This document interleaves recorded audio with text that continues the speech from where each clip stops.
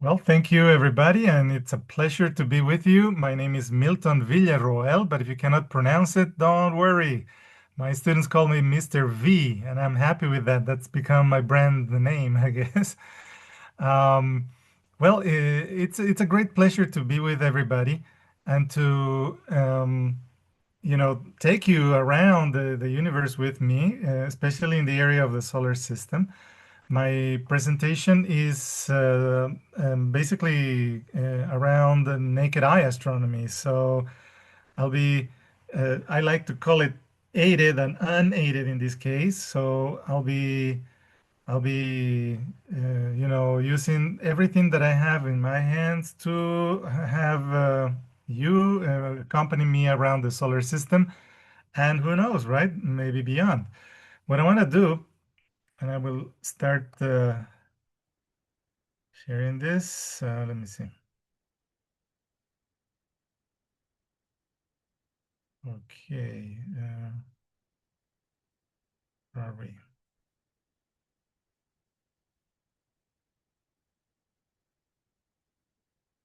Okay. Well, what I want to do right now is give you an idea of what we're going to cover.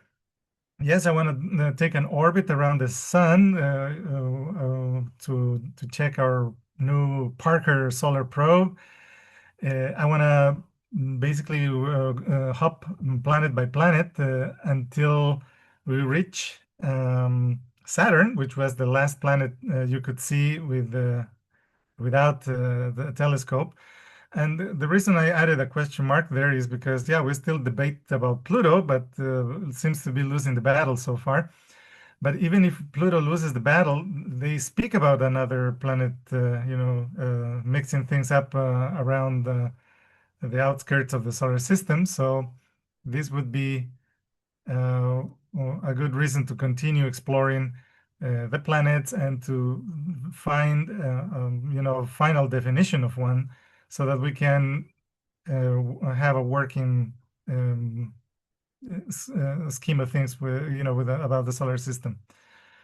Um, Another question mark around the number 61, because we are counting 61, but every day we keep adding a new one, right? Even our planet has a mini satellite, at least temporarily, that we just discovered only a couple of years ago, I guess. So that's something that, keeps bringing up the question mark around there. There are many and many, many comets and asteroids that our ancestors could watch in the night sky. The one that is around is Temple 2. This is an image I could catch from it. It's not as great as the previous one I showed, but this one is going to be closer to us around the month of August. So I invite you to turn up the telescopes and look in that direction. um, Asteroids like the one we visited and we brought samples from Bennu. And well, there are many things going on in our skies, right? So hop with me into this space-time tour. I want to take you around space, of course, but I also want to bend the time a little bit so that you can go with me and visit the land of the builders, the land of the big constructions, right? I want to take you to Central America and possibly South America to take a look at how these civilizations saw the sky and how they interpreted everything they looked at. You can imagine that they built around the sun, and this is proof of that. This is a little bit of a map here. So I just want you to imagine it's not only one building, but the whole town is built around where the sun is. For example, March 21st, we could on September we can see the equinox, for example, and everything had to be aligned to that, because for them that was the day of balance, the day the sky even turned around. And so this was the moment for all these civilizations to think about, starting a new time around the sun, and you can see the general alignment of all their constructions towards that plane, right?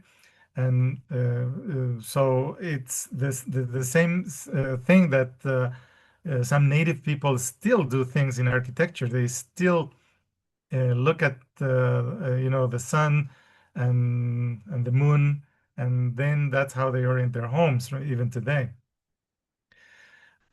We just want to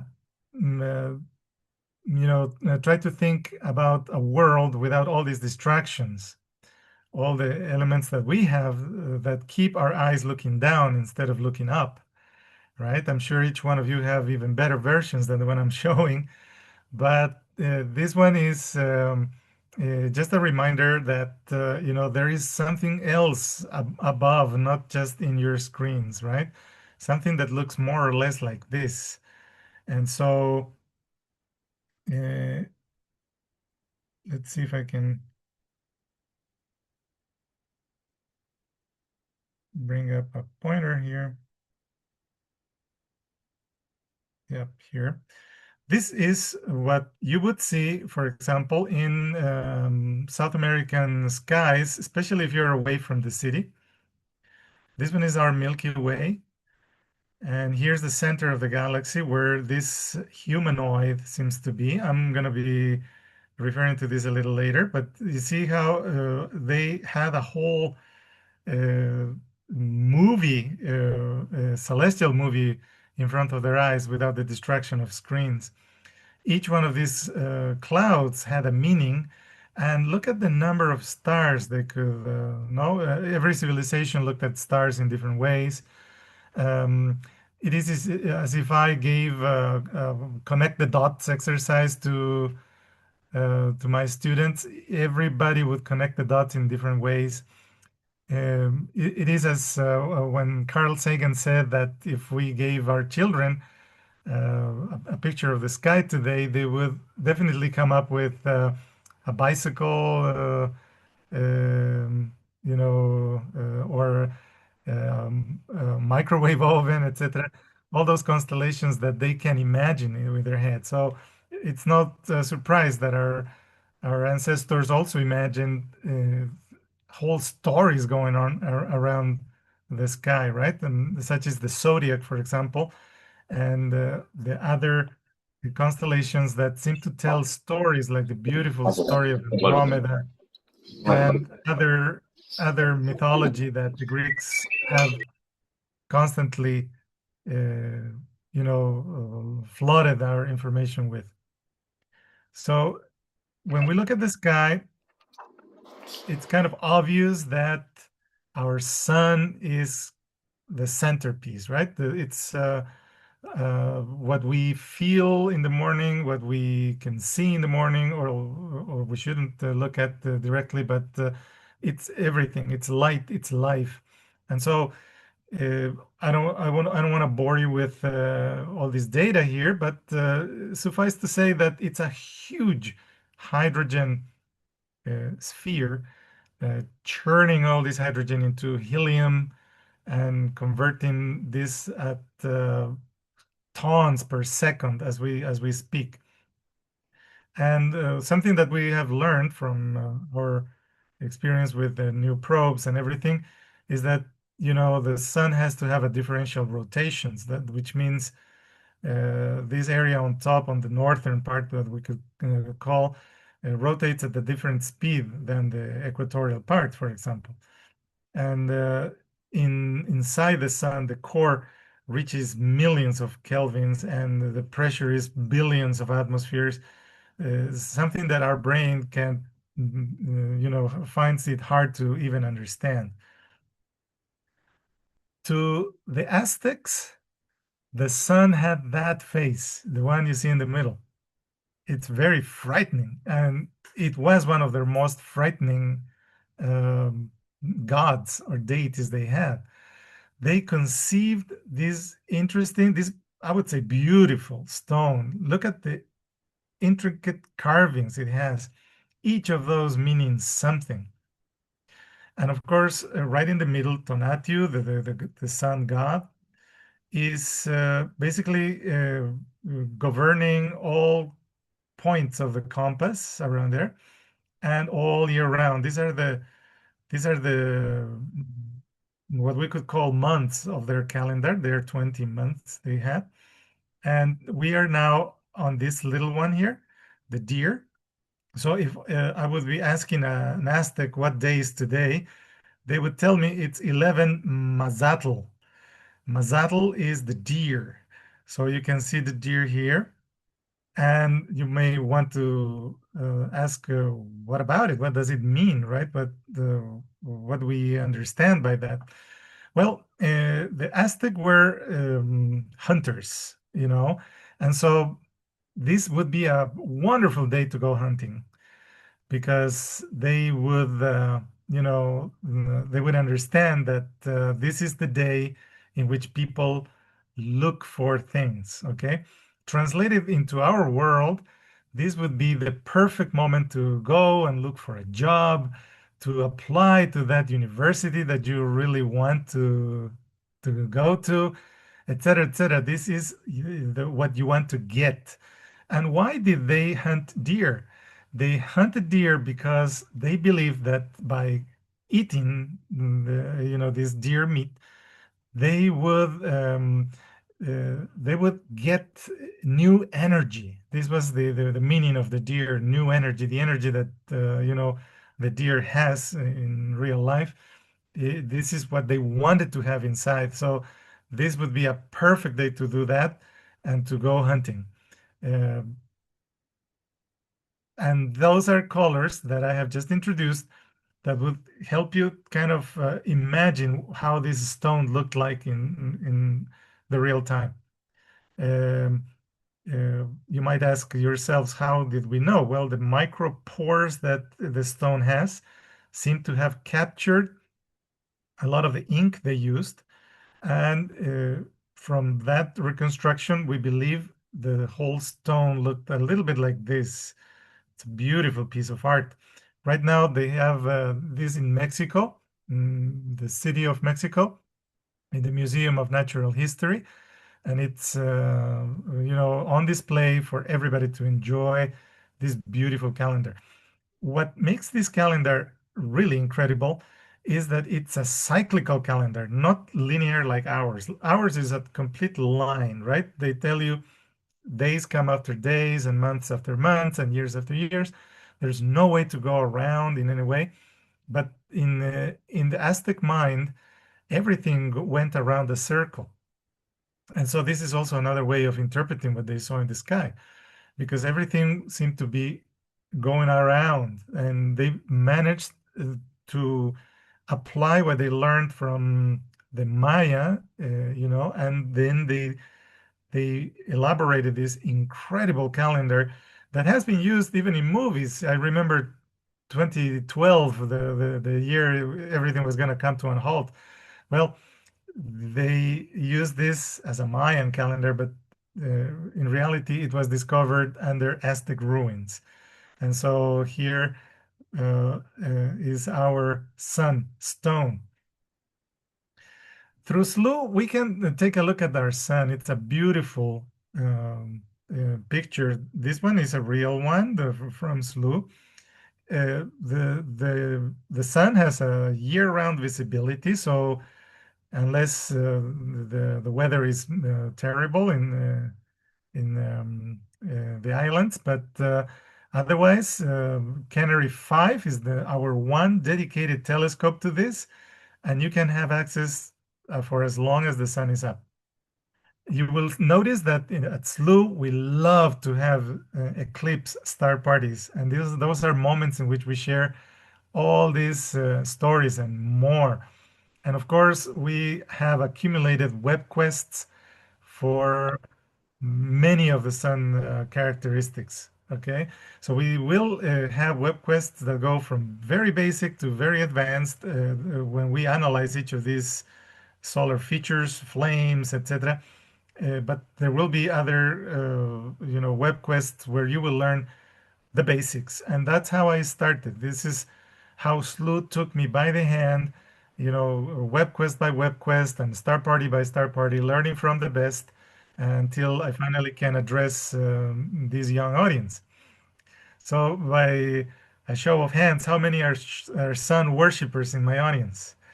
You can click the like button in reactions and show me how many of you worship the sun even in your summer. By the way, it's winter in Bolivia, but as you can see from my window, the sun is out and we don't see snow in Bolivia. So it's not a terrible winter. It's just the inclination of the planet, making it a little colder, but not as cold as it gets out up there. All right, this tour. Oh yeah, I have a Rav. Is this your name? A Rav. Okay, a Yes. person. I have a question. When you're doing SLOOH 1000, like how do you schedule a mission for the sun? Oh, okay. There's a Well, section those. called stars, I think. Yeah. But you need to like pick a very good time to do it. We don't really have a mission schedule for the sun. What you have to do is go to the telescopes tab and click on number 5. That would be our dedicated SLOOH telescope for that. Okay. Okay. So Canary So 5 Canary is your Canary 5. place to go. Canary 5, yes. Oh, it just And Okay. turned offline like 2 minutes ago. yeah, probably so, because that's about the time the sun sets. So you see, as long as the sun is up and the weather is good, you will be able to see that. And you can click pictures of that day, of that moment. Oh, that's so You cool. just have to remember that you see the picture 8 minutes after the sun releases that light. But that's, the most updated you can get, right? Thank you for your question. And we can move on now to the planets. Yeah, where do we find the planets? And this is where you can schedule planet missions if you want to. Well, one of the things you have to understand is that as the solar system formed, it really started to look like a flat nebula, right? It was just gas that started moving around, because of gravity. And as it moved around and around and around through millions of years, this started to accumulate in the middle, and the rest is flat as a pizza, right? And that's basically what they do with a pizza uh, dough, right? And exactly that happened in our solar system. We are convinced now, after watching so many structures in the universe, like galaxies and possibly other uh, stellar systems, that yeah, this is what happens, right? With our modern telescopes, we can see that. But to our ancestry, we everything seemed to be happening on this plane, right? The orbital plane that we call the ecliptic. And so they could notice that the rest of the stars were there. They didn't move. It was just a procession of stars, right, going on their sky. But these other planets, these other dots in the sky seem to be moving around a little bit, but not beyond this line. And that's what helps us, um, Astronomy 101 students identify our planets. Right now, we don't have a lot of visibility in some planets. You can check it on the SLOOH webpage. For example, um, some planets are beyond the sun. I mean, on the other side of the sun. That's the case of Mercury, for example, right now. And Venus is starting to be invisible simply because it's getting on the way between the Earth and the sun. And you will tell that from the position of Venus, from the position of the light in Venus. Since these two are inner planets, we can guess where they are and where they will be going because of that of the light that is reflected from the sun. Um, so those are some of the planets that you won't be able to see. But Saturn, for example, is visible and it'll be visible for longer. Let me just walk you through this. This is one of the latest pictures of Mercury, the one that ventured the closest to the sun. By now, Mercury is just a a rock there, a solid rock. The orbit is eccentric, and I'm displaying an orbit around there. It's the closest element to the sun, and it appears to travel the fastest. But it's not really so. You will see other planets travel faster, but they have a longer distance to cover. That's why they look a little slower, but Mercury is that close, right? In order to watch Mercury, you have to wait until Mercury is, as we call a aphelion, that is the farthest from the sun, 70 million kilometers, and that's going to be your best pictures. Closer than that, your pictures are not going to come out right. It's of course the last planet by size. It's the eighth largest. And contrary to people, to what people believe, there is water in this planet. I couldn't believe my ears when I heard this. But water exists in one of those craters in the South Pole, and it brings up hope for other huge discoveries that people will make, right? Through SLOOH, it's a tiny little planet. The size is only 5 seconds in angular size, so it's really tiny, and it's not visible until October this year. So you want to wait until the planet is in the farthest orbit possible to take great pictures of it. And you see how the sun is reflected on this left side for me, for example, it means that very soon Mercury will be going around the sun and we will lose visibility. What's happening right now? Let's move on to Venus. If I don't have any comments or questions, Venus for many many I have a years was question. considered the twin planet, right, to the Earth, and it was simply Sister, because yes, sir. me. Eddie. Okay. Yeah, I thought Mercury is super hot so that the water would evaporate. Me too. And, that's why I was so surprised. I said, well, no water mass exists. But let me tell you about Mercury, a couple of facts about Mercury that will interest you. Mercury only shows one face to the sun, really. And the face that is At away all from the times? sun, the orbit is, as you can see, in the very, very slow. It's gonna come tidally locked like the moon is to us. Right now, it's very, very slow. It's, I guess, a ratio of 3 to 1, right? One orbit, three orbits, I mean, one rotation of Mercury. So it's so slow that it allows for certain areas of the planet not to see the sun at all.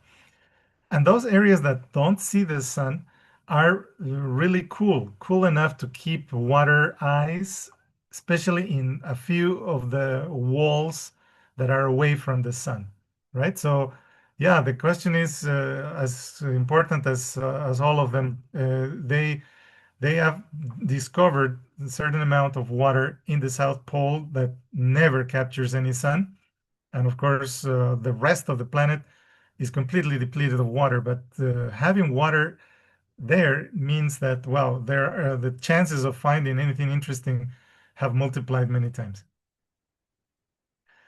All right, so here we go with Venus now. As I was saying, when we observed Venus, this is what we saw all the time, clouds in Venus. So everybody thought, wow, this must be a very nice planet, cloudy and all, but very warm in general. um, Having most of the clouds, kind of protect the planet from the sun, right? However, Complete the opposite. The Goldilocks zone has moved away from Venus because it is the brightest, of course, I have to agree. In my country, they call it Lucero del Alba when it comes in the morning, and it's the morning star. So it's as bright as any star, believe me. It's probably the third brightest object in the sky. It is one of the inner planets, and that's why it shows faces when viewed from Earth. Again, we can only see faces of the planets in inner planets. Galileo observed those faces, and he was able to draw them. And Copernicus used this data to develop the heliocentric theory, because he, in his model, he said there's no way we could see faces on this planet if the Earth were the center. If we were the center, we would see the planet all around, right? But no, because we are on a side, we can only see faces of Venus. And this is a newer picture of Venus taken by our, newest probes. This one is a radar picture. So they have been able to map the whole planet. And of course, it'll show basins, and it'll show mountains, and it'll show many things. But, these are not filled with water at all. The temperatures are incredibly high. We're talking about 400 degrees or higher.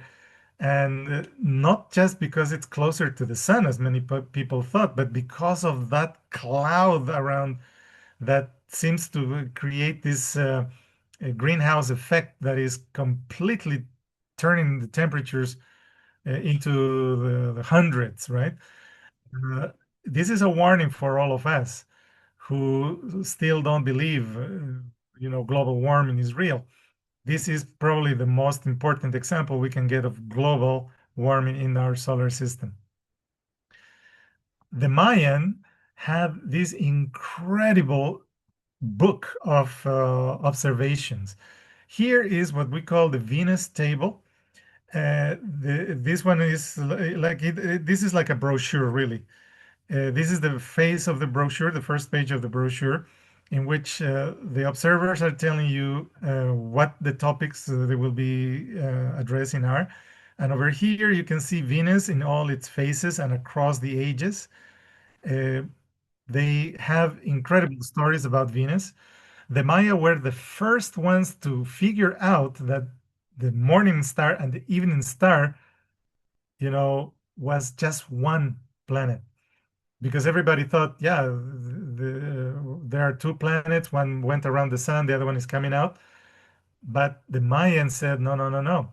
According to our observations, the Venus planet is going around our sun, uh, simply because they believed that Venus was not a woman. Venus was a man, a very treacherous man who wanted to kill the sun, backstab the sun.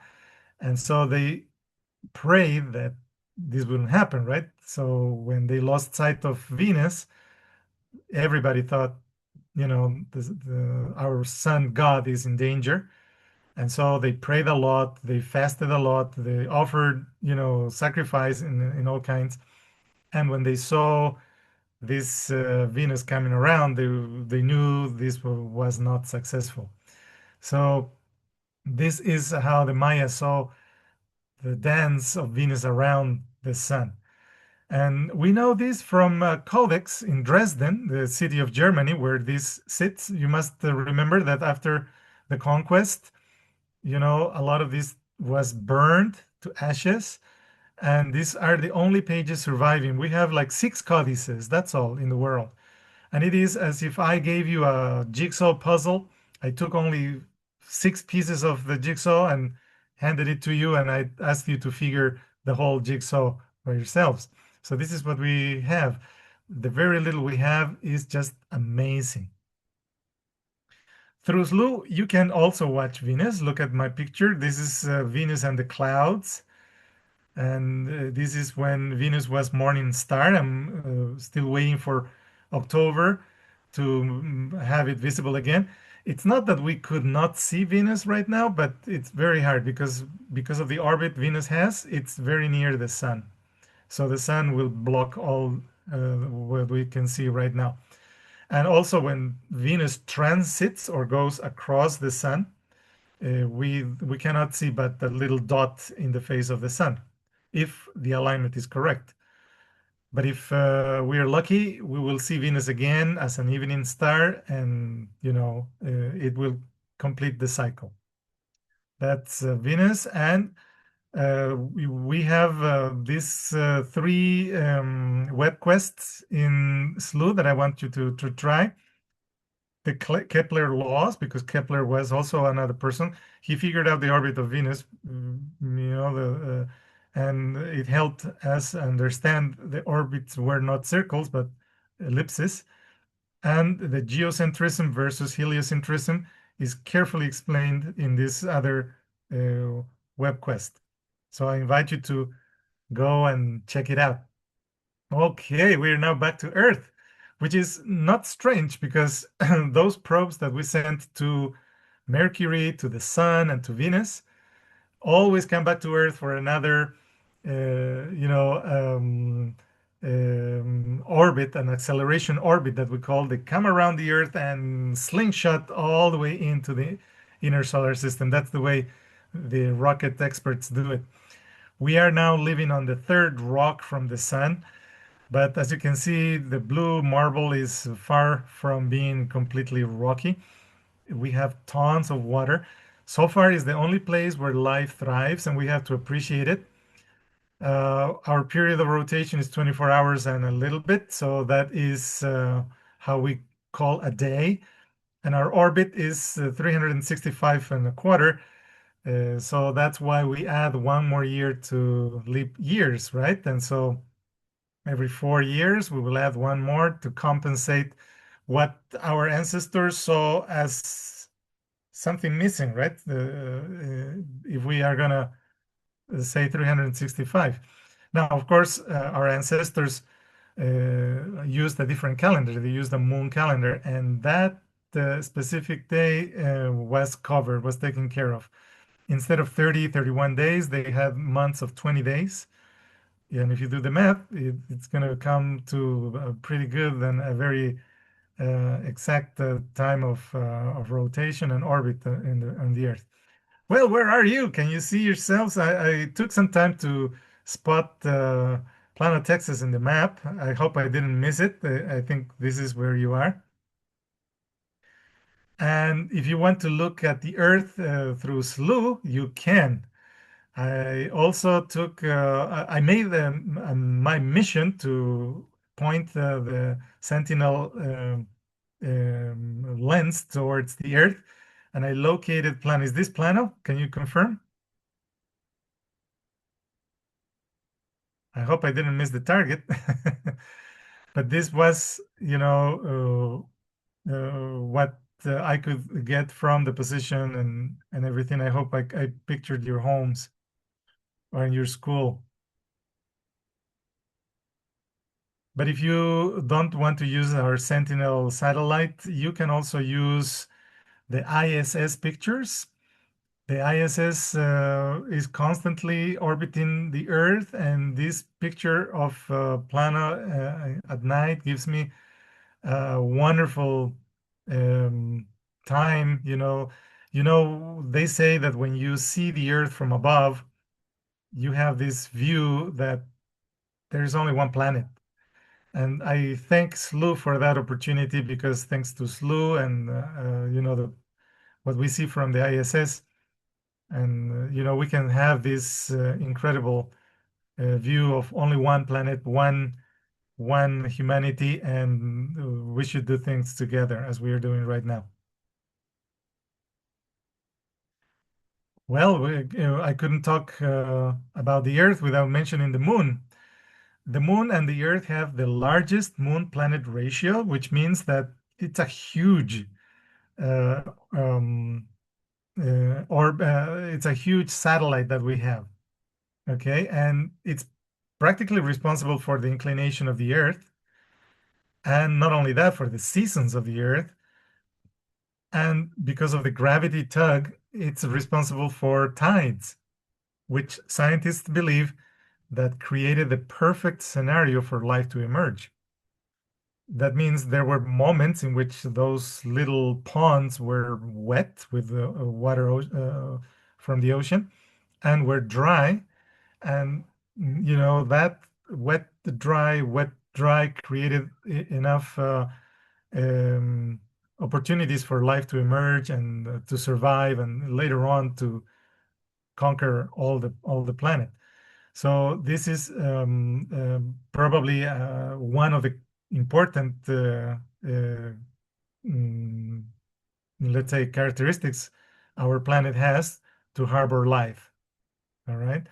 So I'm uh, I'm here agreeing on 28 days orbit around the planet, although there is a difference between sidereal and synodic orbit.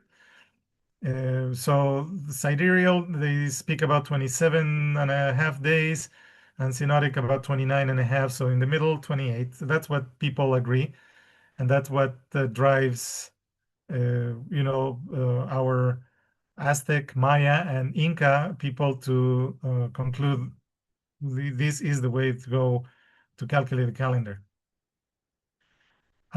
Through SLOOH, we always love to watch the moon. It's almost always visible, except when it becomes a new moon. It's only our moon, but with backlight, I would say. We love star parties. Most of our star parties are around eclipses of the moon or eclipses of the sun. A full moon, we have harvest moon, blue moon, red moons, etc., etc. And I have to ask you or invite you to try Mama Quilla, the way the Inca looked at the web quest, but this is only one. There are dozens of web quests that you will need to visit. My colleague Keith will show you a little bit more about the moon. So I will save that for a wonderful last. And just to tell you that this Earth, Moon, and Sun is incredible. There you see the moon transiting around Earth, one of the latest pictures we have of it. And you can see how the moon will offer all kinds of eclipses, right? From partial to annular to complete and full eclipses, or total eclipses as we call them. So this is just a wonderful time to be a resident of planet Earth, because this kind of celestial presentations are not possible in other planets.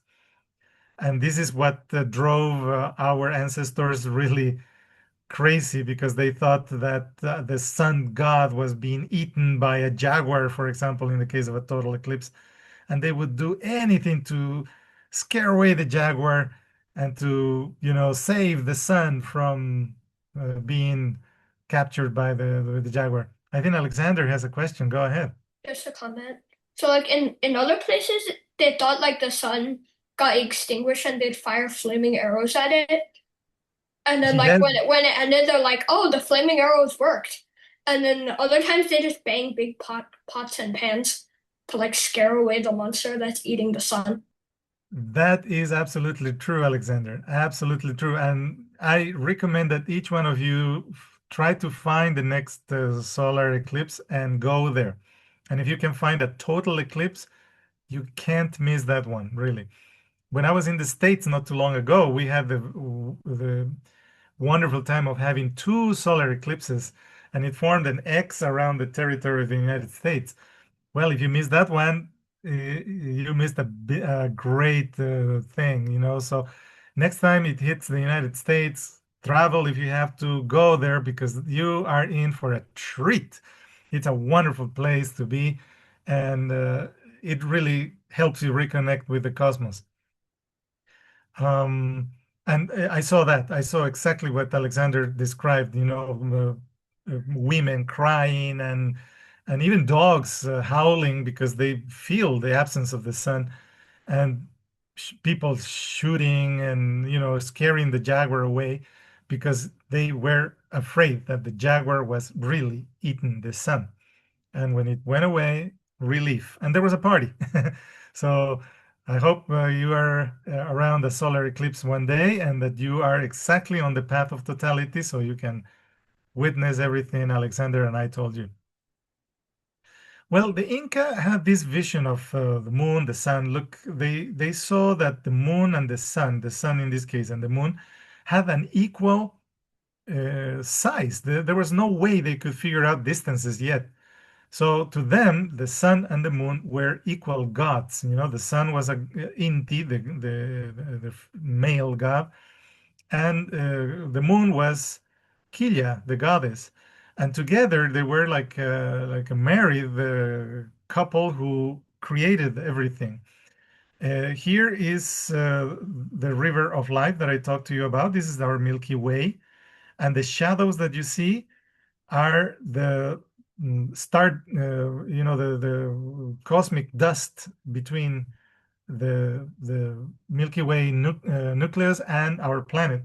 And so in that dark nebulosity, they could find pictures, right? For example, there is a llama here. If you have ever seen llamas in the zoo, these are two llamas, the mother llama, the baby llama. And here towards the center of the Earth, you will see I mean, of the Milky Way, you will see the humanity that is supposed to be taking care of this, of everything, right? And this is Cusco in the middle of everything. For them, Cusco was the center of the universe, the capital of the Inca Empire, and the mountains were what surrounded them. And of course, everything around them was the river of life and the ocean of life in the underworld. And this was the cosmic interpretation of that choreography between the sun, the moon, the earth. Was the only way they had to interpret things. On we go to Mars. Well, the Aztec saw that red dot in the sky, and so did many other, civilizations like the Romans, for example, the Greek. All of them believed that when Mars was up, the war would happen. And this was when Mars was around. This was the perfect time for, attacking a neighbor, let's say. This is the fourth planet from the sun, a lot smaller than us.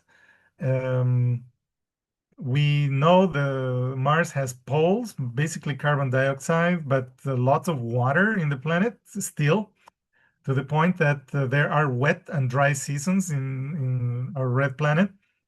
The red planet, because most of the mineral is oxidized by now. It holds the record of the highest volcano, Mount Olympus, and the lowest valley. You can see a picture of that beautiful Valles Marineris over here. And if you have not memorized any of this, you should, because the future has a place for you if you want to do real estate in Mars. So you have to identify some of these features. This is probably the longest and deepest canyon. I know the Colorado is a great example of this, but this one is 10 times deeper and longer. It's a big scar in our red planet. But there are wonderful places to visit, and we still have one or two rovers going around in the planet. So you should look for information about what Perseverance is doing at the Jezero crater. It's got two moons so far, but the one will eventually fall into the planet. Who knows? Maybe Mars had three moons, and one of them did that scar to the planet, right? One of them is going to fall. Gravity, is acting upon it, and orbit by orbit, it's coming closer and closer until one day it's just going to hit the planet, and Mars will only hold one. It's our plan B so far. Not a good plan, It's not a good plan if something really bad happens to Earth. This is our plan B, but it's not the greatest. Okay. It's too dry, too hot, too cold, you name it. Somebody told me even the worst place on Earth is paradise compared to the best place in Mars, right? So there is a lot to be done if we want the planet Mars to one day host humans in it on its surface. But it's there. It's Plan B. Hopefully, we will never have to use it, but it's probably the closest, the one that we could arrive at in a very uh, mm, believable way, let's say. And of course, this is Mars from SLOOH. You can see the beautiful features it has. Um, it's not visible until July. It's coming to be visible and early September in Chile. So you can try to schedule later on. It seems that most of the planets are on the other side of the sun, right? It's only us on this side and Saturn maybe. Yes, Arav, ready for you. I've took a photo of Mars on SLOOH before. Can I Okay. post it in the chat? Yes, please. I would love to watch it. I also post a Mars photo in chat and I post it.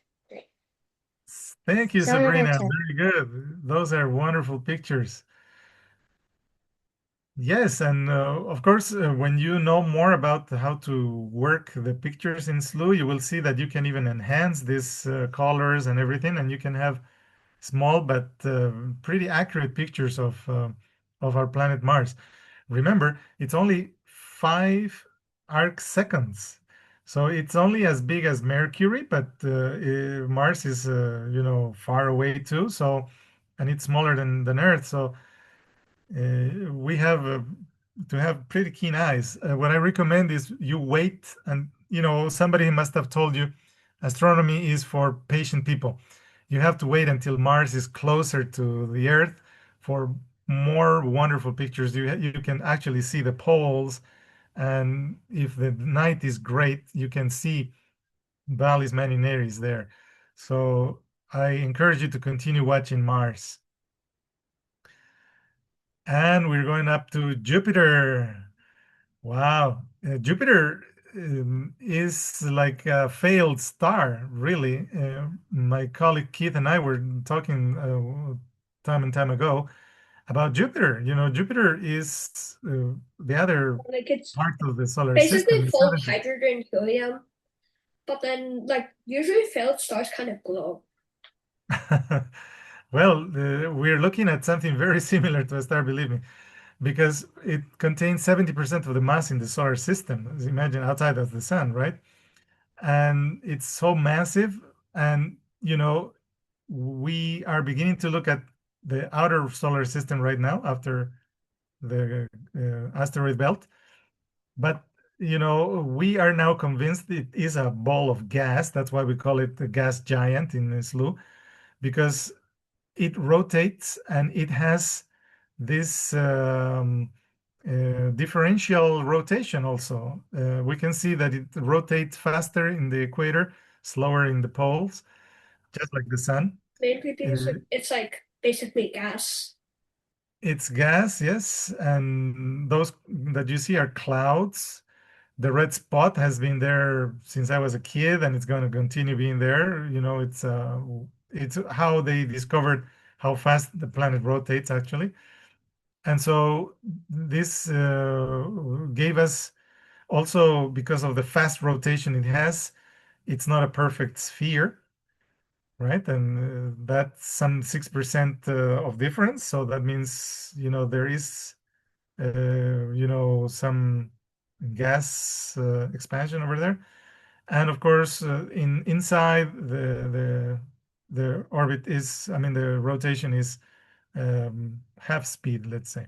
But that's what leads us to believe that as most stars in the galaxy, the sun had to have a companion, but because of things that we need to figure out, and you will probably figure out, this didn't happen, and Jupiter is what it is right now. It's the biggest planet in the solar system with a wonderful set of moons, right? Worth exploring. And right now, NASA has its eyes on Europa, another of the Galilean moons. Galileo watched this Jupiter. This is Jupiter with SLOOH eyes. It is big. Notice the difference, 41 seconds, arc seconds. It's not visible until October in Chile and September in the Canary Islands, but we will soon watch it, and you can also see the moons over there. It's a wonderful planet to observe. We have wonderful web quests there. We have the weather on Jupiter for early students, and the Jovian planets. We call them such because Jovian used to mean Jupiter, or Jupiterian in this case, meaning planets that are massive, planets that are either condensed gas or ice, and that are worth visiting. Of course, in this presentation, I won't be able to take you to the last two, but I encourage everybody to keep looking through SLOOH eyes. And we have the Lord of the Rings, Saturn. This beautiful, beautiful planet is the gem of our solar system. It's another gas giant, strong winds. This is 500 meters per second, imagine that. If there were a big enough ocean, Saturn would float on it because the density is very light. And of course, it has a magnetic field, a lot weaker than Jupiter's, but it still exerts a lot of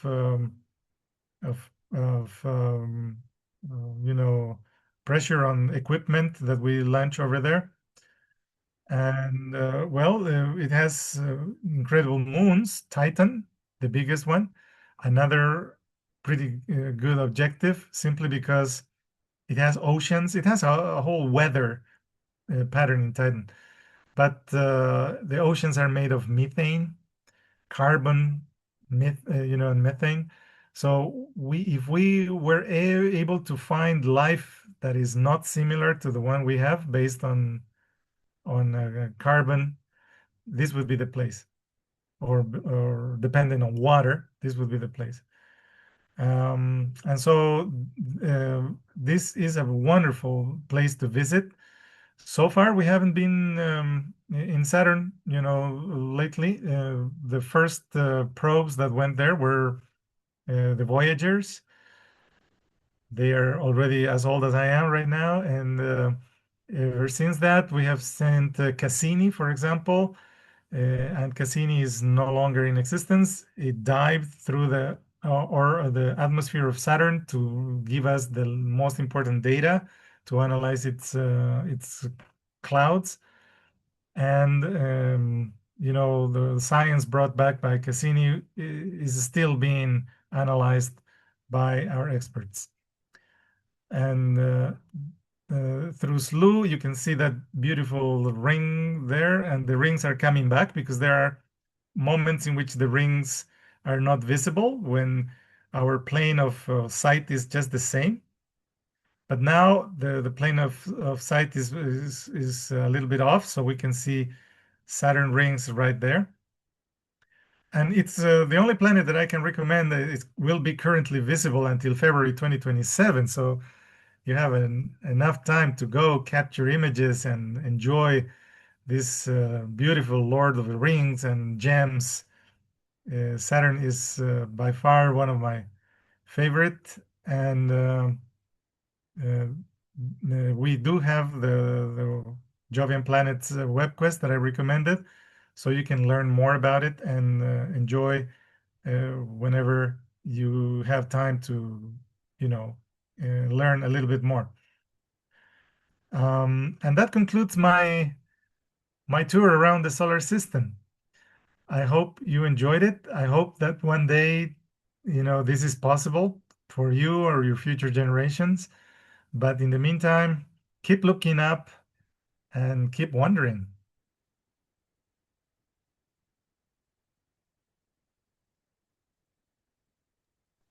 Wow, Milton, that was absolutely amazing. We're going to move right into Keith, and he's going to do something super fun. And then after that, we will open it up to see if there's more questions from your amazing presentation. But thank you Absolutely. so Thank much, you. Milton. Wow, what a beautiful tour of the planets. Keith, are you here? Are you with us? I'm here. We are going to go straight into, because we're a little bit over time, not bad though, straight into a fun activity. I have a special Kahoot lined up, and I made the Kahoot based on some stuff that people had said on Monday's Star Party. Everybody seemed to know the phase of the moon, so we're going to do a phase of the moon Kahoot. Let me share my screen. You're going to go to kahoot.it. Let me share my sound.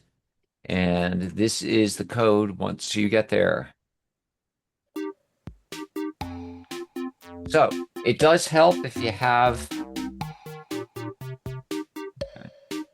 So it's okay if you have one device. It helps if you have two, one as a viewer and the other as a gamepad, because you can't touch the screen to take you to the answer. You have to use a second device. So you're going to go to kahoot.it. When you're there, it'll give you the game pin. Enter the pin. If you don't want to play, that's okay. I recommend play. I know that at least one team knew all the phases of the moon. This is a little different. The phases are going to be mixed up. So we're not going to see them in any type of order. I got a question earlier, do all the students know the phase of the moon? It's okay if you don't, because I have the answers set up where you're basically a 50-50 shot. If you don't know the answer, you can use the process of elimination, because at least one or two of the answers will not be a phase of the moon. Right. So Gretchen, why don't we wait till everybody gets here? Can you guys hear the music? It's not the same without the music. I can hear the music. It sounds super And in fun. fact, I'm going to change the music. I like the lobby music to be the 80s vibe. There we go. Yeah, that's Grown-ups in the room might appreciate the 80s vibe. Now, I haven't talked to Anna yet, but usually when we have a Kahoot, we do award SLOOH gravity points for the top three finishers. And in history, sort of is an indication, the awarding of gravity points is usually pretty generous. So we're not wasting our time here today. No big coins, I'm sorry, but we should have them. So we'll give everybody. Yep, 10, anyone who 15 can't get seconds. in or you've got a question, go ahead and raise your hand. Gretchen, do we have everybody in who wants to be in? It's kahoot.it. Once you get in, you are going to enter the game pin. Like I said, it does help if you have a second device to use as your gamepad and another device to view the screen.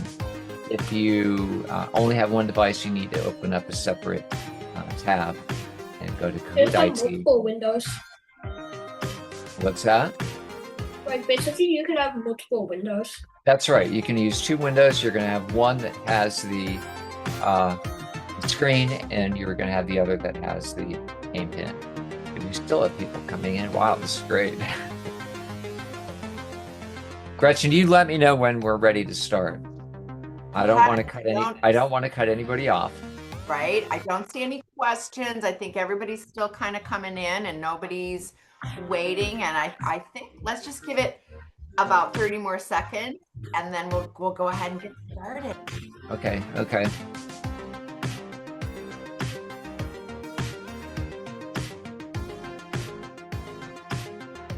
So I know that you guys play a lot of games. I've watched you play some of the games on Monday and Tuesday. I prefer Kahoot because we can do it together as a group. And I wanted to confirm that yes, the top three winners will definitely be getting gravity points. Awesome. Okay. Yep. We always like to sweeten the pot, so you will receive gravity points. We've got a confirmation on that for the top three finishers. So Gretchen, we'll have to get a screenshot when we're done. T minus 10 seconds and counting. I think you can join if you're having difficulty. Are we ready? I think we're ready. Let's go. Here we go.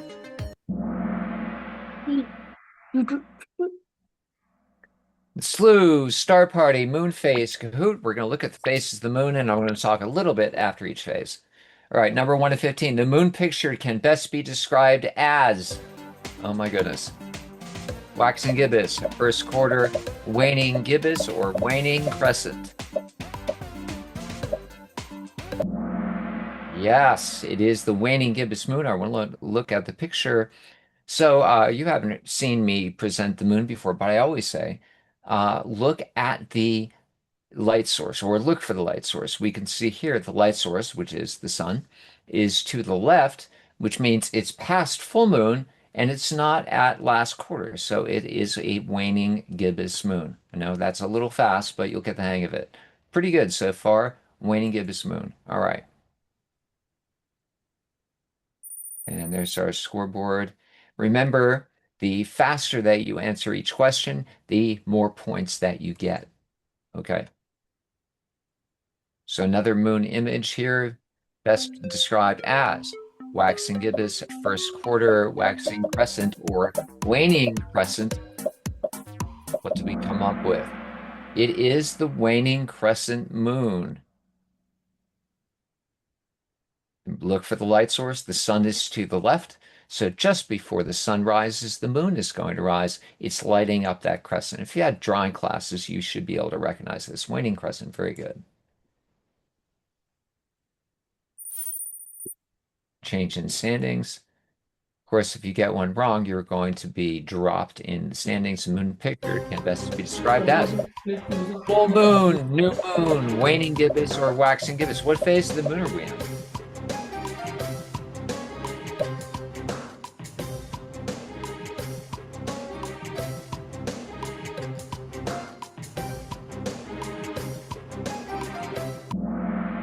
Yes, it is the new moon. What we actually saw, or what we see here, was an image that I snapped of a live SLOOH show, as Milton said, of a total solar eclipse. A solar eclipse only happens during new moon. And we are at the period of totality. That's at the exact moment of new moon. New moon is a moment in time, anywhere from a few seconds to a few minutes. We'll start to see the sun again, which means we've moved out of the period of new moon. Very good. New moon.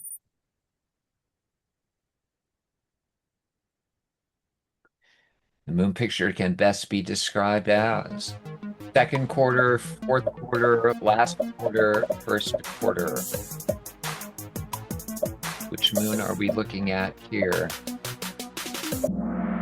It is the first quarter moon. Again, look at the light source. It's to the right. That means the sun is going to set first, and the moon is still in the sky. In fact, when we're at first quarter, right after the sun goes down, the moon should be at its highest point in the sky. It'll be right, very, very high in the sky, first quarter moon.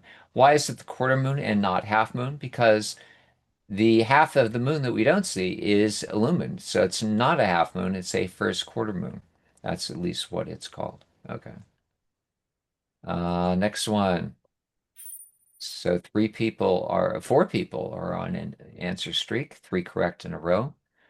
The moon pictured can best be described as waning crescent, waning gibbous, waxing crescent. Look for the light source. What's happening here?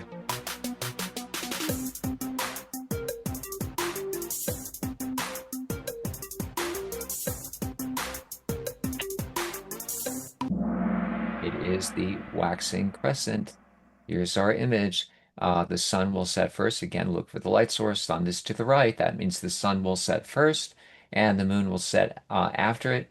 Also, we're starting to see a very clearly defined terminator.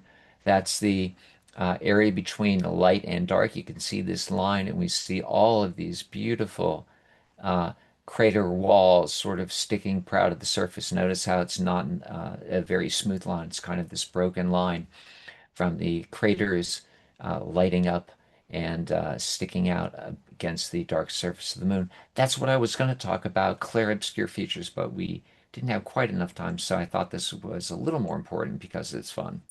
Okay.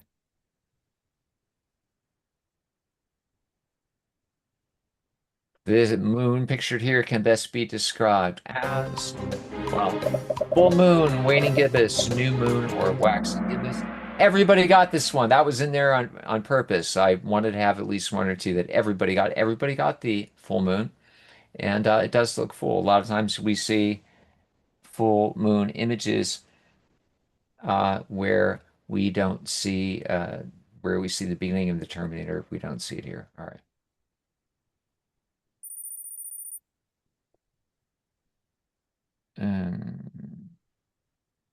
Okay. The moon pictured here can best be described as, here we go, moon image. Last quarter, waning gibbous, first quarter, waxing gibbous. Look for the light source. Where's the sun? That will tell us where this is. Somebody's rising first, either the moon or the sun. Which is it? That kind of gives it away, doesn't it? Yep, it is the waning gibbous moon. The moon is getting smaller. We're past full. The sun is to the left, which means the moon will rise first. The sun will rise after it. Again, we see this beautiful Terminator with all of these great features, lunar features on the edge of the moon.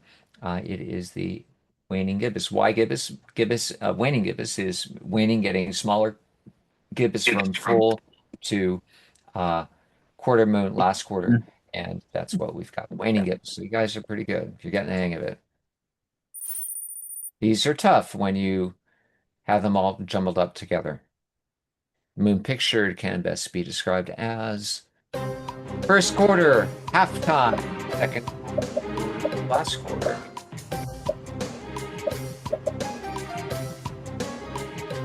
The same thing, waxing or waning, and then the phase.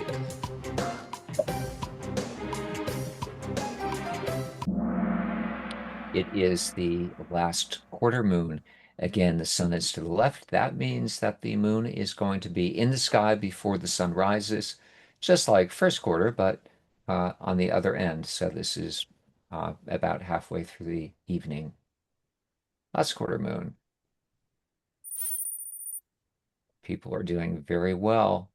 Oh, 3 people lost their streak. That's okay. You've got a couple of questions left to get caught back up. The moon pictured can best be described as waxing crescent, waxing gibbous, waning crescent, waning gibbous moon. First thing I look for is where would the light be? That tells me what part of the sky we're in, right? And then I think the phase. It is the waxing crescent moon. The sun is going to set, light source is to the right, so the sun sets, and then the moon will set. On SLOOH, we can get to about 5% moon. That's about as thin as we can get with the telescopes because of the proximity of the sun. I've seen live images of the moon, the crescent moon, anywhere from 2 to 3%. So it's something that you can go out and look at live, of course. Don't look at the sun. You wait for the sun to set, and then you will see a nice thin moon. Why do I mention the crescent moon? Because there's kind of an unwritten friendly competition between stargazers about how thin of a moon can you actually see, how thin of a moon can you observe. So this is probably 7% just by looking at it. But you can see thinner if you go outside just after new moon, usually a day or two after that. You should be okay. 2 days, 2 to 3 days, you should get the 2%, 3% moon. If it's clear, right? The moon picture can best be described as waxing gibbous, full moon, new moon, waning gibbous.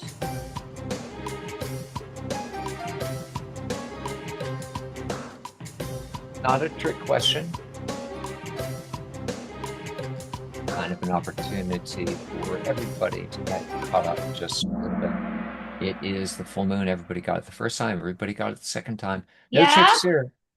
No Yeah. tricks here. It's the full moon. No. I wanted to So everybody at least got 2 right, right? Everybody had the full moon. Okay. Streak of 9. Wow. Okay. That's pretty good. 11:15. The moon pictured can best be described as blue moon, full moon, new moon, harvest moon.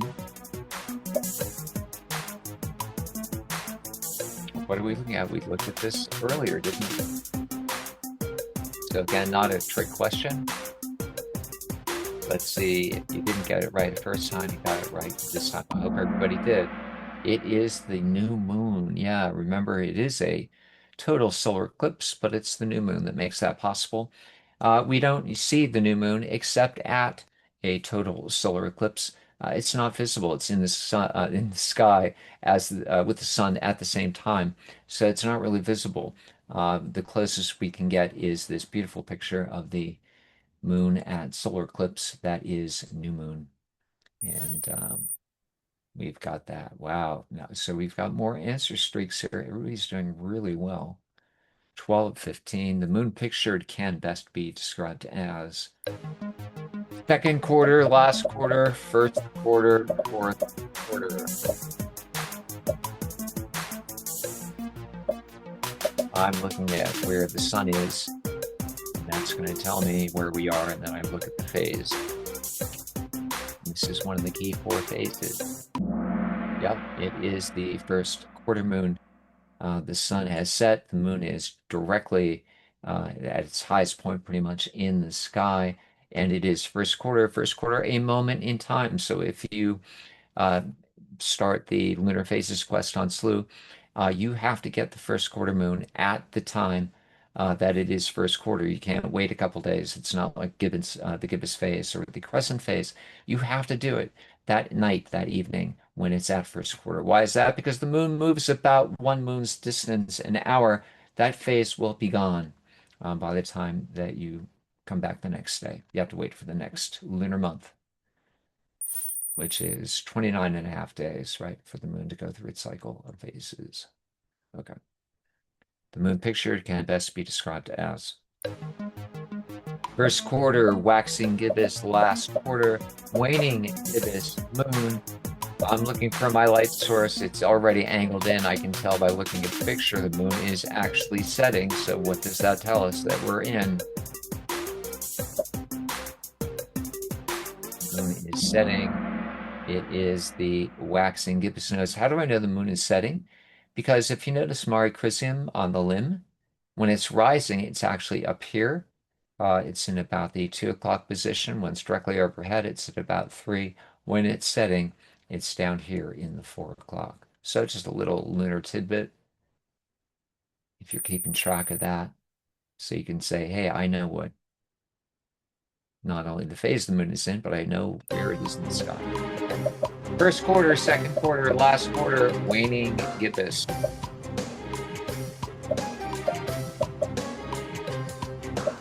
So we know where the sun is. This picture is a little bit overexposed.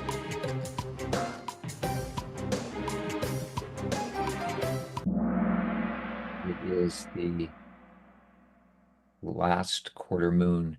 Again, it's just behind the sun. The moon is rising.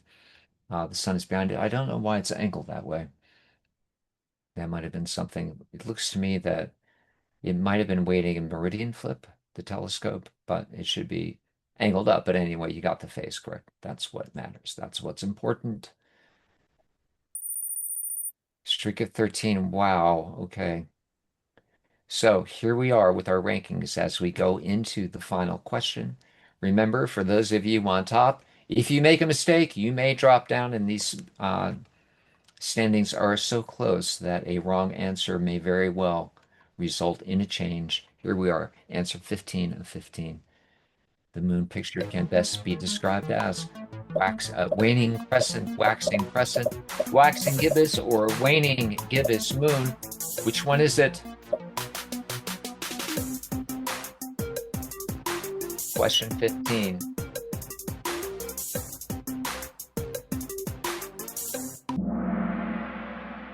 It is the waning crescent moon. again, it's rising, right? So the sun is to the left. It's going to rise right before the sun rises. We're past the last quarter phase. So anything between last quarter and new moon is a crescent phase. It is the waning crescent. Wow. Let's see how we did. Third place, Tyler. In second place, Eureka. And our winner in the group is 13058. So that's almost all of them correct. I think there might have been one wrong. Wow, you guys did really well. So let's snap a screenshot here, and you guys can wait to receive your gravity points for the moon phase Kahoot. You guys did great. So is it okay to stop sharing here, Gretchen? How are we doing? Yeah, for sure, for sure. If you wanted to share anything on the Clear Obscura, there's a little bit more time for you. Oh, okay, well, let me get rid of the Kahoot. But congrats, everybody. Great job. I've done that Kahoot before, and sometimes it trips me up a little bit. So I love learning about where the light is coming in and the sun setting or rising, and how that can really help to tell us what phase we are in. So great job to everyone, and to our first, second, and third. You guys will be getting some gravity points coming up. So, all right, back to you, Keith. Okay, I'm not going to do Clear Obscure Futures, but I am going to share this. Okay. And it's one of my favorite websites. We're going to end with this. This is called Apollo in Real Time. So, in honor of what I used to call Moon Week, which begins next week, July 16th, we commemorate the Apollo 11 missions, or the Apollo 11 mission, which was the first manned flight to the surface of the moon. Go to Apollo Real Time. You can just click on Apollo 11. They also do Apollo 13. Tragically, did not go to the moon. Didn't end in tragedy. They had to come home. There was some problems. And Apollo 17, the last mission to the moon. But you click on the Apollo 11, and you can go to now. T minus 1 minute takes you right to the launch. Leading up to the ignition There's all sequence at kinds of 8.9 seconds. um, images, footage. There's a timeline up on the top, so you can go to the countdown blast off with live footage from the actual broadcast. The Earth leaving the moon, lunar orbit on the surface. There's all kinds of stuff up in the timeline. Let's go to lunar orbit. You notice that the images change. Sorry, guys. If I could, for one, Stop. Okay. The images change. So as you move through the missions or the mission timeline, you can go every place from the actual liftoff all the way to landing on the moon, walking on the moon, and the journey back, including splashdown. So I recommend, and we've done this during astronomy camp, take some time, maybe set up a spot at your own space capsule at home, maybe a closet, maybe a cardboard box, maybe just a chair by your computer, and see how long you last being in a simulator of your own making, in using the moon missions. Because I tried this myself and I was bored after about half an hour. Remember, they did not have cell phones or laptops or computers of any type other than a very primitive computer that they used to navigate to and from the moon. It's kind of a lonely couple days, trust me. But anyway, all the information is here. You can toggle back and forth between the live broadcast, the chit chat, and some of the dialogue. Really interesting.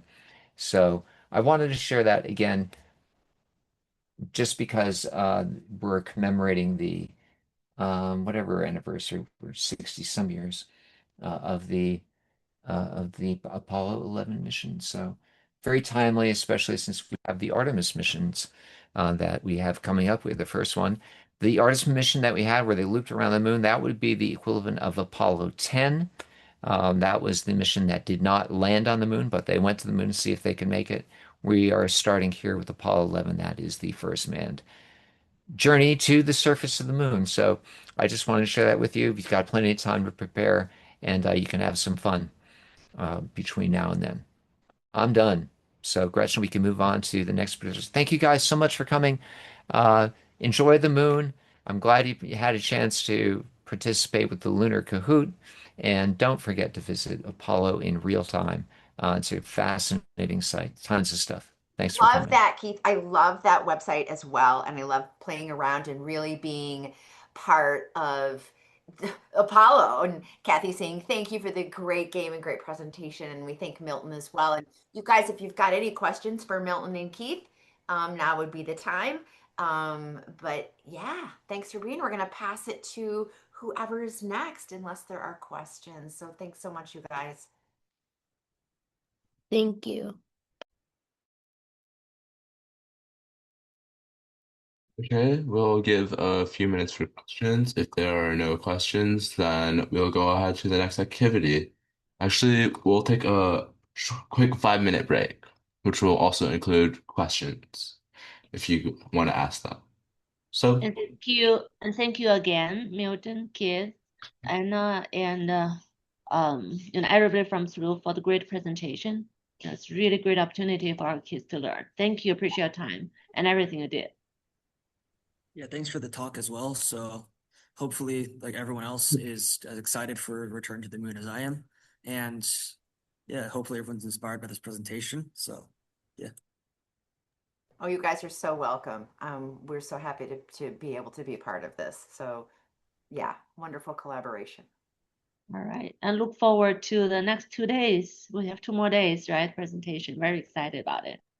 I wanted to give a shout out to the something that Dr. Emma mentioned yesterday, and that is the up and coming total lunar telescope. It is a dedicated telescope, so we don't have to switch back and forth between telescopes. Don't forget on SLOOH, we have telescopes that are quite large, very sophisticated, that are sort of set up to look at the faintest, most distant objects in not just our own galaxy, but also in the universe. And you take something like that, a very delicate piece of equipment, and turn it to the moon. It's kind of overkill. So we're looking forward to getting this dedicated lunar telescope where we can have a whole night of the moon, just like we have the sun during the day. We're going to have the moon at night. And it gets really, really interesting when we start looking at some of the other features on the moon that are very ethereal. We see them 1 minute, and an hour later they're gone. This interplay between light and shadow. It's really exciting. So if you love the moon, we've got great things coming up on SLOOH.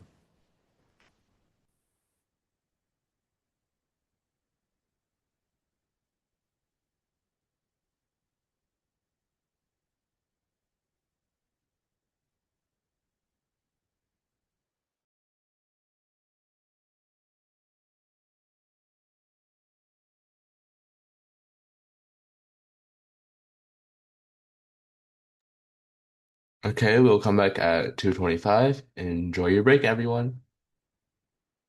It's 2:30. 2:35, Eddie. My bad.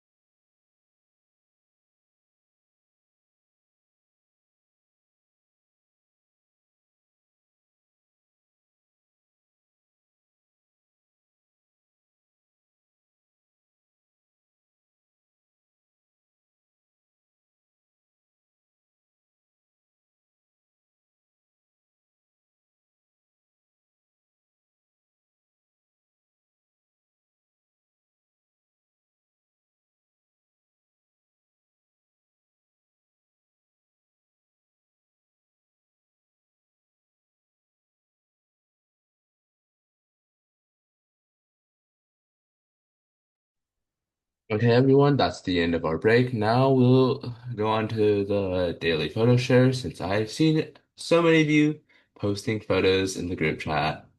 So let's go ahead and go to the SLOOH classroom, and then we'll see what photos you guys have taken today.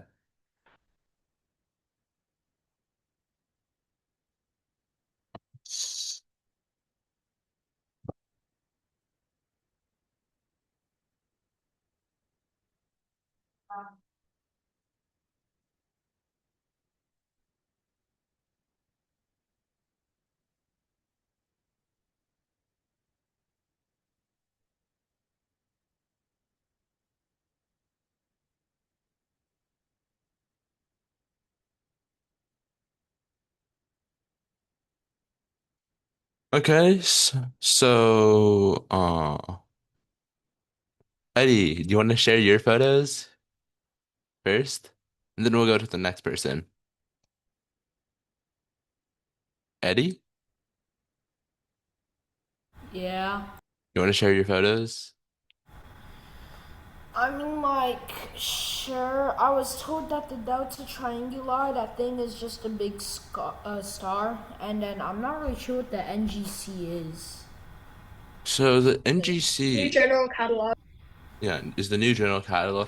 It has a catalog of all the those three. There's a link. I can send you it right now. Oh, cool. Yeah, that's all I got. Okay. Okay. So yeah. So the new general catalog includes most of the mess, all of the Messier catalog, the Herschel's. It's basically a catalog of all the famous catalogs, if that makes sense. So, Messier, Herschel, Caldwell. So yeah. It's not just, catalog of famous catalogs. There's also a bunch of other objects, like hundreds, probably over 1,000 other objects that are on there that are not in Messier, Herschel, or Caldwell or something. So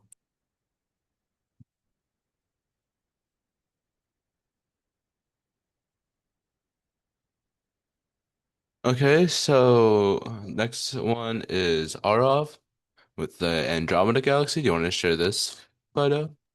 Yeah, and I also have more photos below it. Okay, sure, you can share those So too. the Andromeda galaxy, I didn't really know what to write, so I just wrote like a description of it because I didn't really know an observation. But I posted a comment because after that I found an observation and I couldn't change it Okay. in the comment. And then and I took one of the globular star cluster M107. I don't really know why I took it, but it just looks cool. Hmm. Do you know what a globular cluster is? No. Okay, here I'll show you a example of one besides the one that you have. So basically, it's just a big collection of stars. So, what's the example of famous ones that you might know? Yeah, Omega Centauri is an example of one, if you know what that is. I know the Hercules cluster, but not that. Oh, well, either way, both of them are globular clusters, and they're basically just a big collection of stars. Let's see. Okay. And So, then I took one of the fireworks galaxy and I wrote a description of it too because I didn't know anything else. okay. So we'll do one more and then we'll go on to the next thing. So, nope, that's none of you.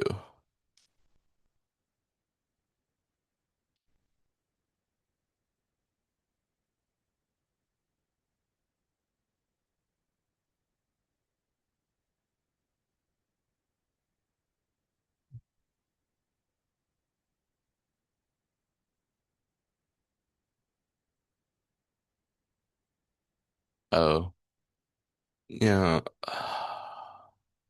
Okay, then that's it for today, I guess. Unless, yeah, these are all not you guys. Don't know why these people just keep popping up. Anyways, those are your observations. I do not know how your thing's gonna work. You're gonna have to ask Anna or Gretchen on that.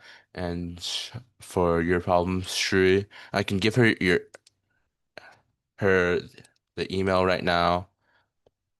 Uh, Usually I just send people the link and they can automatically join.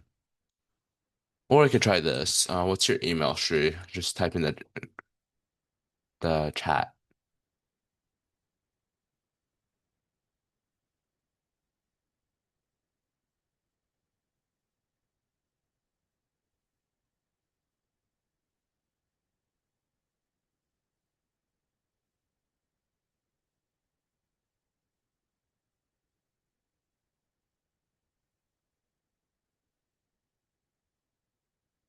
Oh, my bad.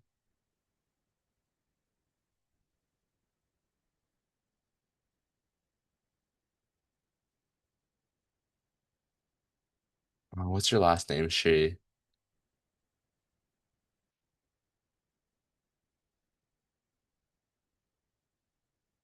Uh-huh.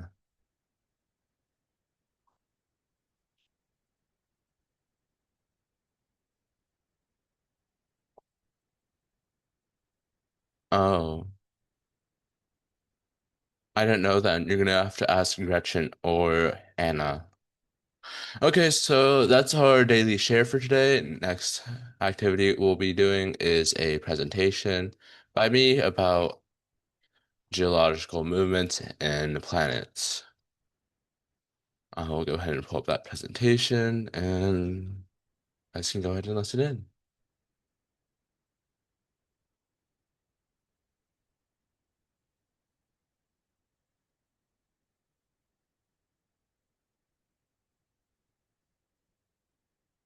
Okay, so we'll be talking about planetary geology of Earth and other worlds in the solar system. So here's some things that we're going to talk about. So each planet in the solar system has different things, or each rocky planet, as I should say. So Earth looks like this on the inside. The moon is just a bunch of craters, Mercury is similar, and Mars is a bunch of sand, and Venus is a hot nightmare. So seismic waves are the main way we can tell what Earth looks like on the interior. Think of it like dolphins and how they are able to see the world through sound. Whales too. So Earth's interior is made of a core, mantle, and then crust. The crust is the outside, the mantle is the liquid part here, and the core is the solid iron and nickel. So each planet has different interiors. So, for example, a terrestrial planet has a big planet like Earth or Venus has a Earth and Venus are similar because they're big planets. Mars is slightly smaller. Mercury is even smaller, and then even the moon has a core. Also, the lithosphere is just the crust. That's all you need to know about the lithosphere. So what differentiation is when planets form, heavier material is pulled in due to gravity, and then lower density material rises up to the surface, creating the crust or the lithosphere. So that is what differentiation does.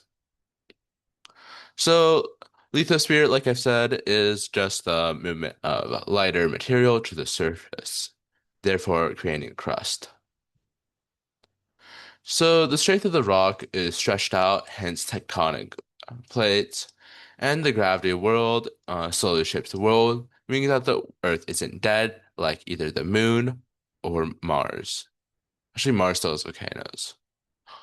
So how do we know what's inside a planet? The main reason we know is primary waves and secondary waves.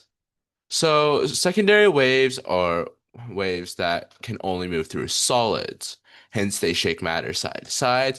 And primary waves are high compressed waves that can go through any material. So how do we know this? So primary waves are able to go through the core, but secondary waves are not. But when primary waves go through the core, they violently refract, hence creating this motion. Well, for example, secondary waves over here cannot move through liquids, hence creating this big shadow zone over here, which is what we'll talk about later. So what causes geographical activity? So the heating of interior planets when they were young is the main important thing. So radioactive decay is the if is the ex- is the loss of energy due to the coldness of space, while all the remaining energy here is caused by when planets first originally formed. So how is the interior getting cooled right now?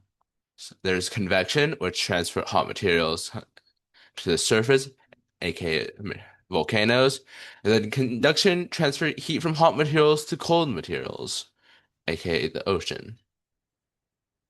So what I was talking about before is the role of size. So smaller worlds cool off faster, hence why they are less active, like the moon, which we have seen research that it originally had volcanoes.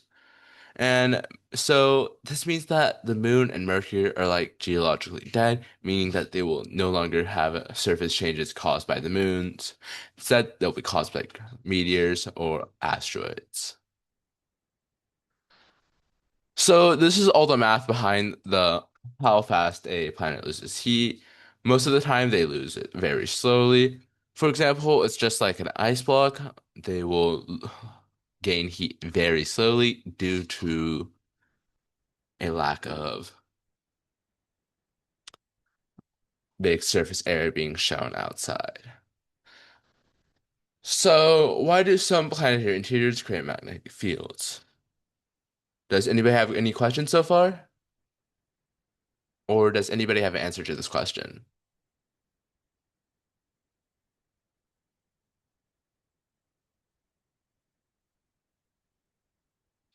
Oh, awfully silent room. Okay, I'll keep If the going. core is rotating. Yeah, and it's like made of like iron or something. The core is made of iron, is what we think, but we're not sure. And it's made of iron, nickel, and silicon, not just iron. So, does anybody have an answer to this question, or should I go on? And I'll explain it the next few slides. Okay, we'll keep going I then. think Shri has one because his hand is up. Okay, Shri. No, that's been up for a long time. I forgot to turn it off. Okay. So basically, how Earth's magnetic fields form is because of the motion of charged particles. So how are these made? It's due through the convection of hot materials in the Earth, due to the rotation of Earth. So for example, as I talked about back here, uh, convection is the transportation of heat as hot materials rises and cool material falls. So basically, combining that with the Earth's motion of spinning, this creates magnetic fields where electromagnetic fields come out over here and circle back around. So that's basically how it works. So this is what we have learned so far. Does anybody have any questions or no? Okay, then we'll keep going.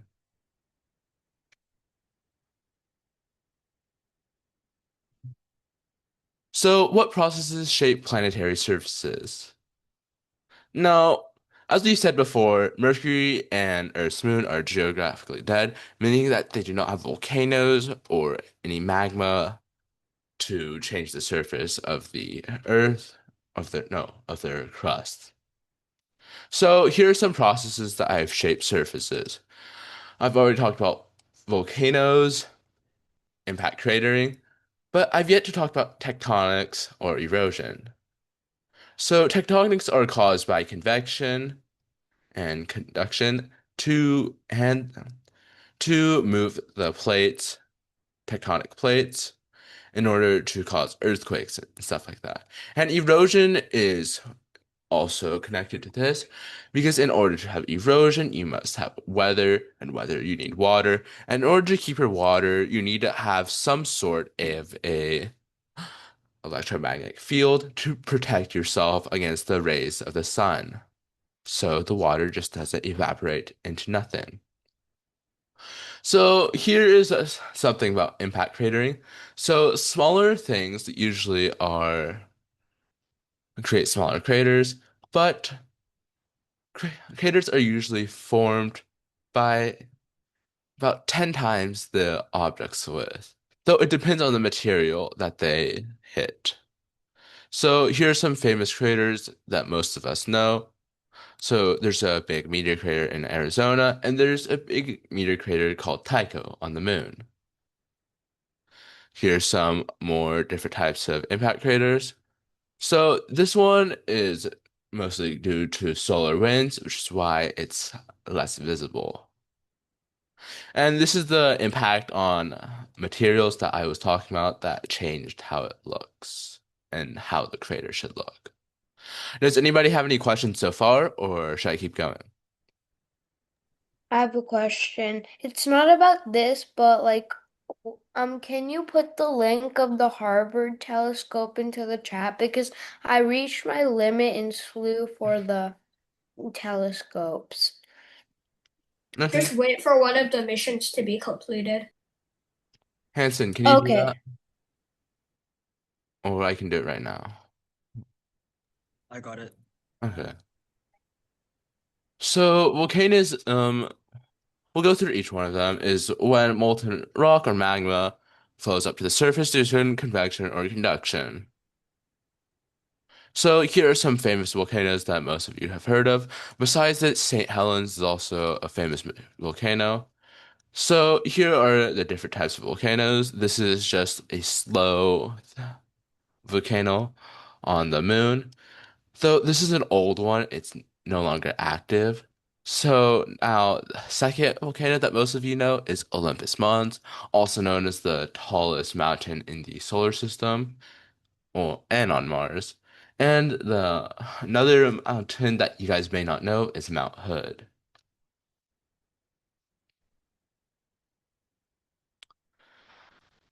Does anybody have any questions or no? Okay, then we'll keep going then. So, what do you guys think is outgassing?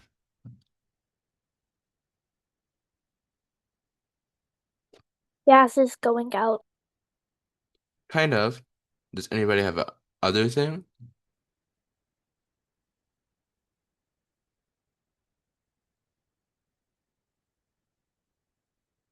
Gases being released into the atmosphere. That's true. So, outgassing is exactly what you said. It's when large amounts of material are blasted off from a volcano due to a high amount of magma being spilled out due to convection. So, some reason why this happens is the movement of tectonics to create points where convection and conduction meet. So, this is how Earth was theoretically looking 200 million years ago, aka Pangaea.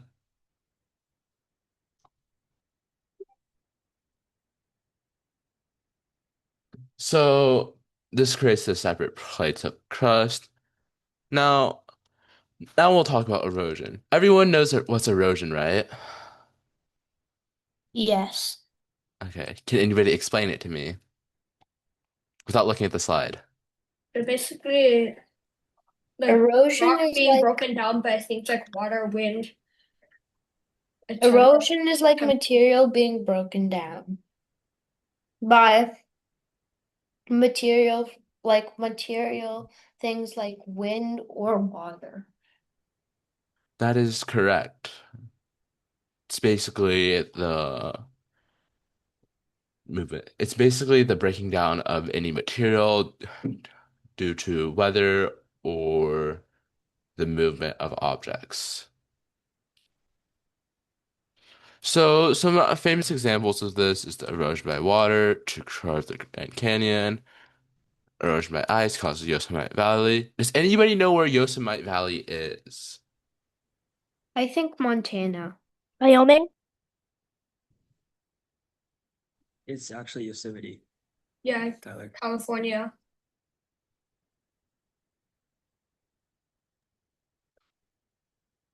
It is. It's pronounced Yosemite, by the way.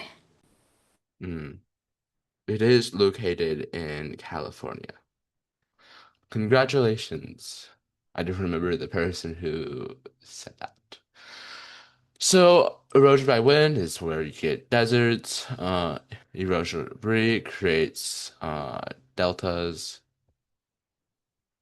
So, why do different terrestrial planets have different geological histories? So, the main reason because of this, actually, who can answer this question first before I answer it for you guys?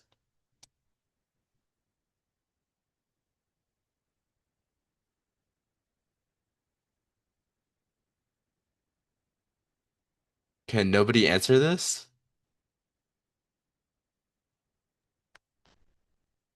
Maybe it's based on like location.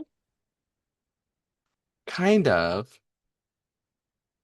No, I don't think so because Mercury and Moon are both dead planets, and Mercury is closer to the sun, and Earth's moon is a little bit farther away. Those are partially correct answers. George, do you have an answer? I guess it could be size, material, and other planets nearby, like for example Jupiter and its moons, or something like that. That is a good answer. There's just one thing you're missing, and that's the material of the atmosphere that's made up, or climate, which is what William was saying. Good answers overall. So, the role of planetary size, like stated by George, is that smaller worlds have been cooling off faster and harden earlier, hence why these planets over here have bigger cores. If I can find the slide.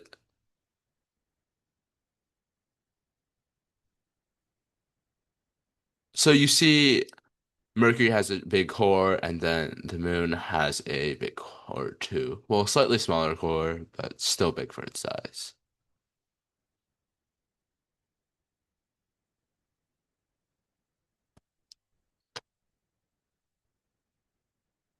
So everyone knows that about this. So the role of the distance from the sun. Planets too close to the sun will phase a lot more solar radiation, hence making them too hot or too cold due to their electromagnetic field being ripped apart by rays from the sun. Also, the role of rotation has a role in this. I did cover this before, but so rotation have a weaker magnetic field and have less weather. And planets have a faster rotation, have more weather and more erosion and a stronger magnetic field. So, how does a planet's surface reveal its geological age? Does anybody have a question? Have an answer to this?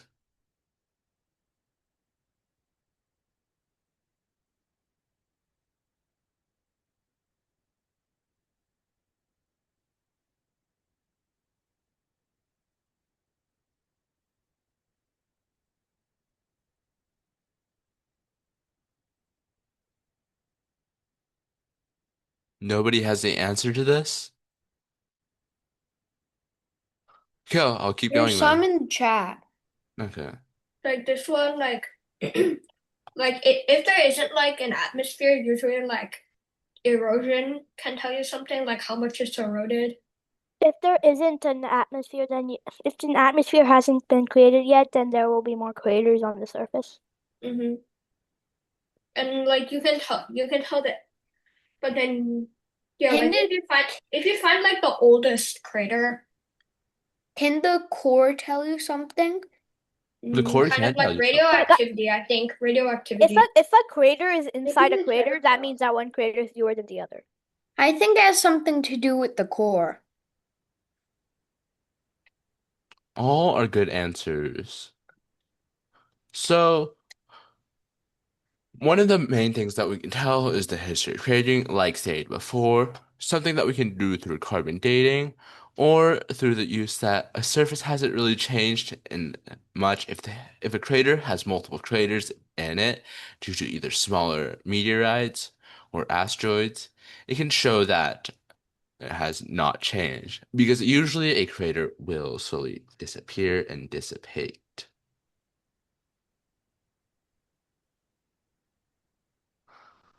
So, depending on the parts of the moon, it's more craters or no.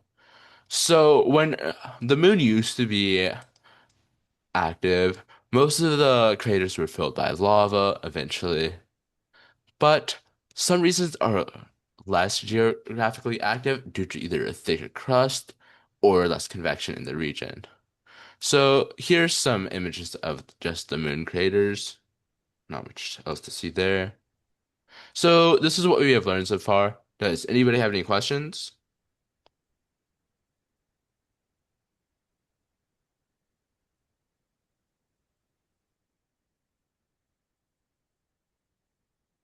No questions.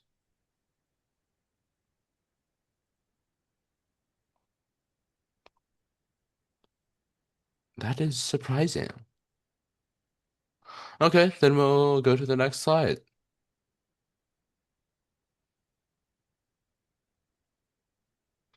So, before I explain this, what geological processes shaped our moon?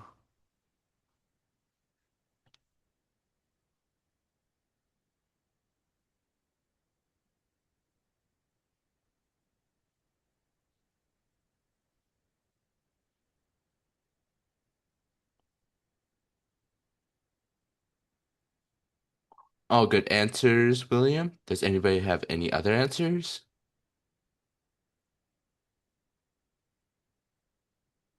I think cratering. Also correct.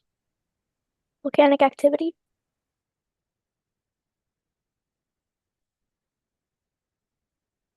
True. All great answers overall.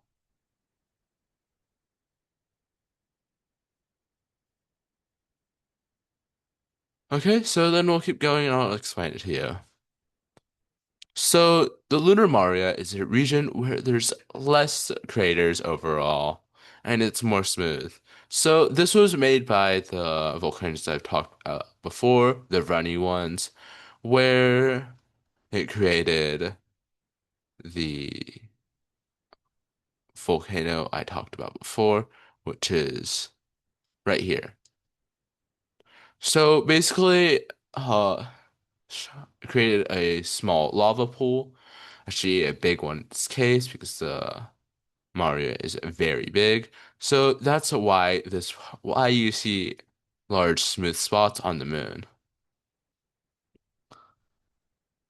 So basically a formation of a runny volcano or the lunar Maria is that whenever an early surface was covered by a crater, well, this was all that happens before and it causes the crust to weaken. So basically what this means is that when the crust weakens, it allows lava to well up at the surface in order to spill over and cover the parts of it. Hence why some parts of the moon are darker than the rest. So some other tectonic features are wrinkles arising from either earthquakes or the contractions of lava floods. Does anybody have any questions? Or no?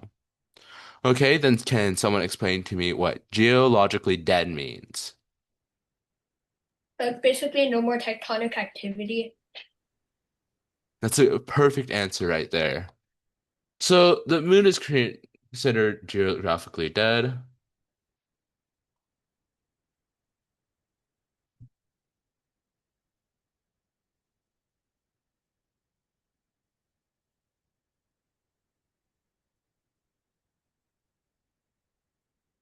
Okay, sorry that I cut out there for a sec. So the moon is considered geographically dead because all of its geographical processes have stopped. So what do you think what geographic processes shape Mercury, and why, even though it originally had an electromagnetic field, it was unable to stay protected like Earth.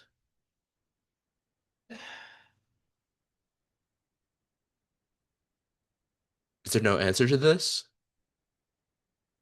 Probably like same geological processes. There's also like this big collision which like created the Caloris Basin.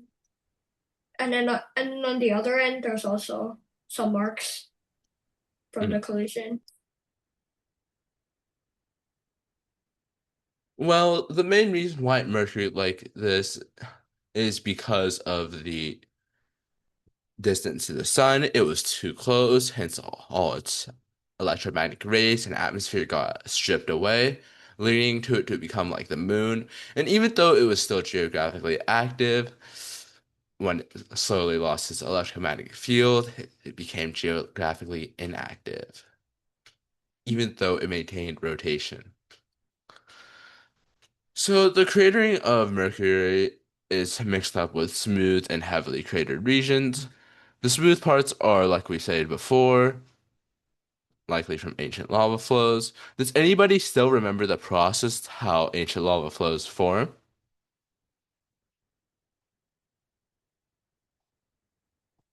Basically, Really? like after the crust is weakened, like some heat allows the lava to come up. That's correct. So here's some more examples of the cratering of Mercury, and here's some examples of a large impact crater and the basin that formed after. And here's a area where there's a lot of seismic activity due to either an earthquake, hence the ridges that we see here. So tectonics on Mercury are mostly caused by either the creation of cliffs and how Mercury shrank in its earlier days due to its electromagnetic field being absolutely stripped away. So what have we learned so far? This is all we have done. Does anybody still remember how the Lunar Maria formed?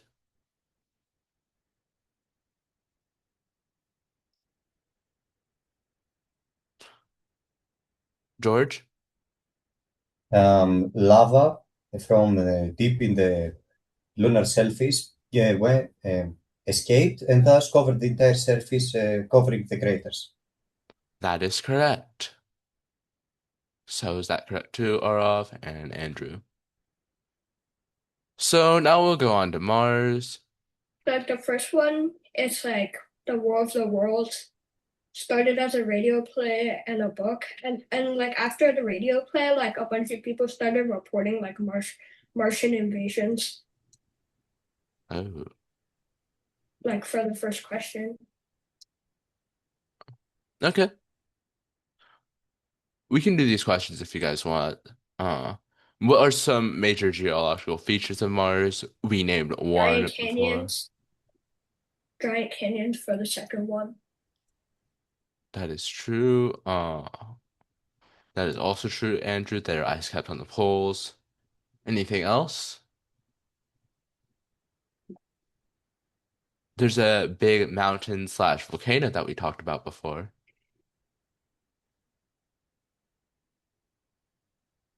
Does anybody remember what that mountain is? Mount Olympus Mons. It's like Olympus Mons. That is correct. It is Olympus Mons. And there's also like a really deep depression called the Hellas Basin. That is also true, Alex. So we've done this before. Someone has said this before. What geological evidence tells us that water once flowed to Mars? It was the signs of carved rivers, aka canyons. So, how did Martians invade popular culture? Like it was stated before, it We have was Percival Lowell. yes, Like he basically saw a whole bunch of like canals, and then he built like basically a specialized telescope to map those canals, etc. He thought like there were like intelligent Martians there that built the canals. That is correct, Alex. You're actually very knowledgeable at this. So basically, what he said was Percival Lowell misinterpreted surface features on Mars, thinking they were canals. So here are most of the stuff that we've talked about before. Here's some random landing sites that are like that. Here's some cratering. So just a reminder that Mars is still very active, since it also has the largest volcano in the solar system that we know of. Although they don't really like erupt anymore. It's kind of like the volcanoes here too. How often do those erupt? It's like similar to Earth.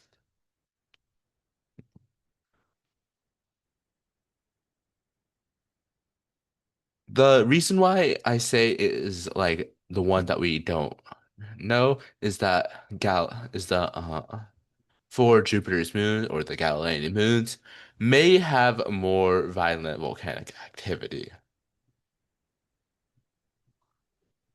So here are some valleys or ancient rivers that were thought to originate from tectonics and movements. So here's some more evidence about that. Dry riverbeds, what we've talked about before, erosion of craters, yeah.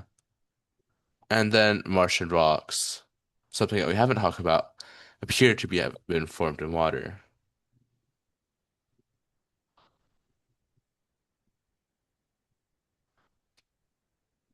So the reason why Martian rocks have shown this is because similar to the Grand Canyon, they show signs of sediment formation in order to create sedimentary rock. And then as they were compressed, they slowly began to form metamorphic rock.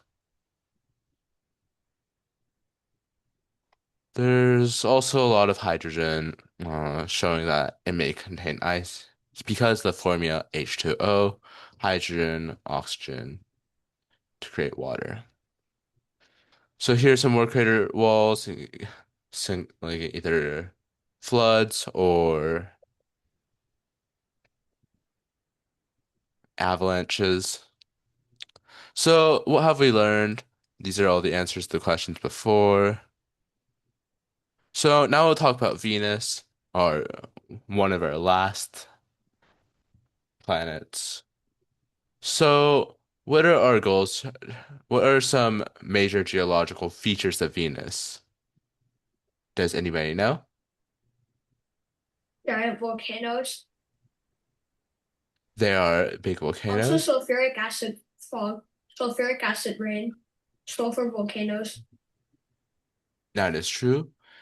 And and does it also sulfuric acid fog, true? and extreme heat and pressure, which is what killed most of the Venera probes that actually landed.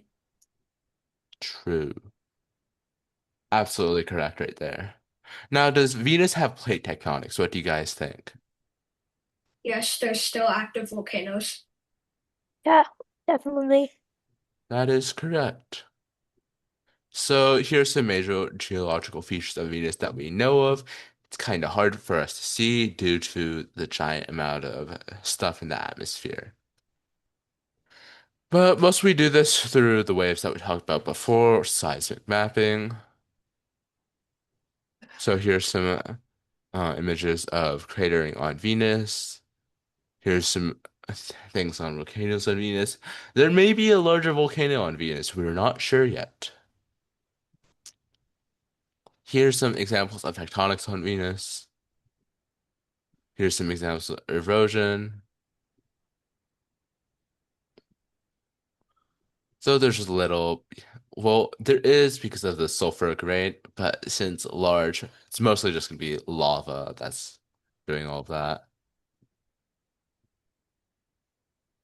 But you were wrong. Venus does not have plate tectonics that we know of. Most likely it does, though. So this is what we have learned so far.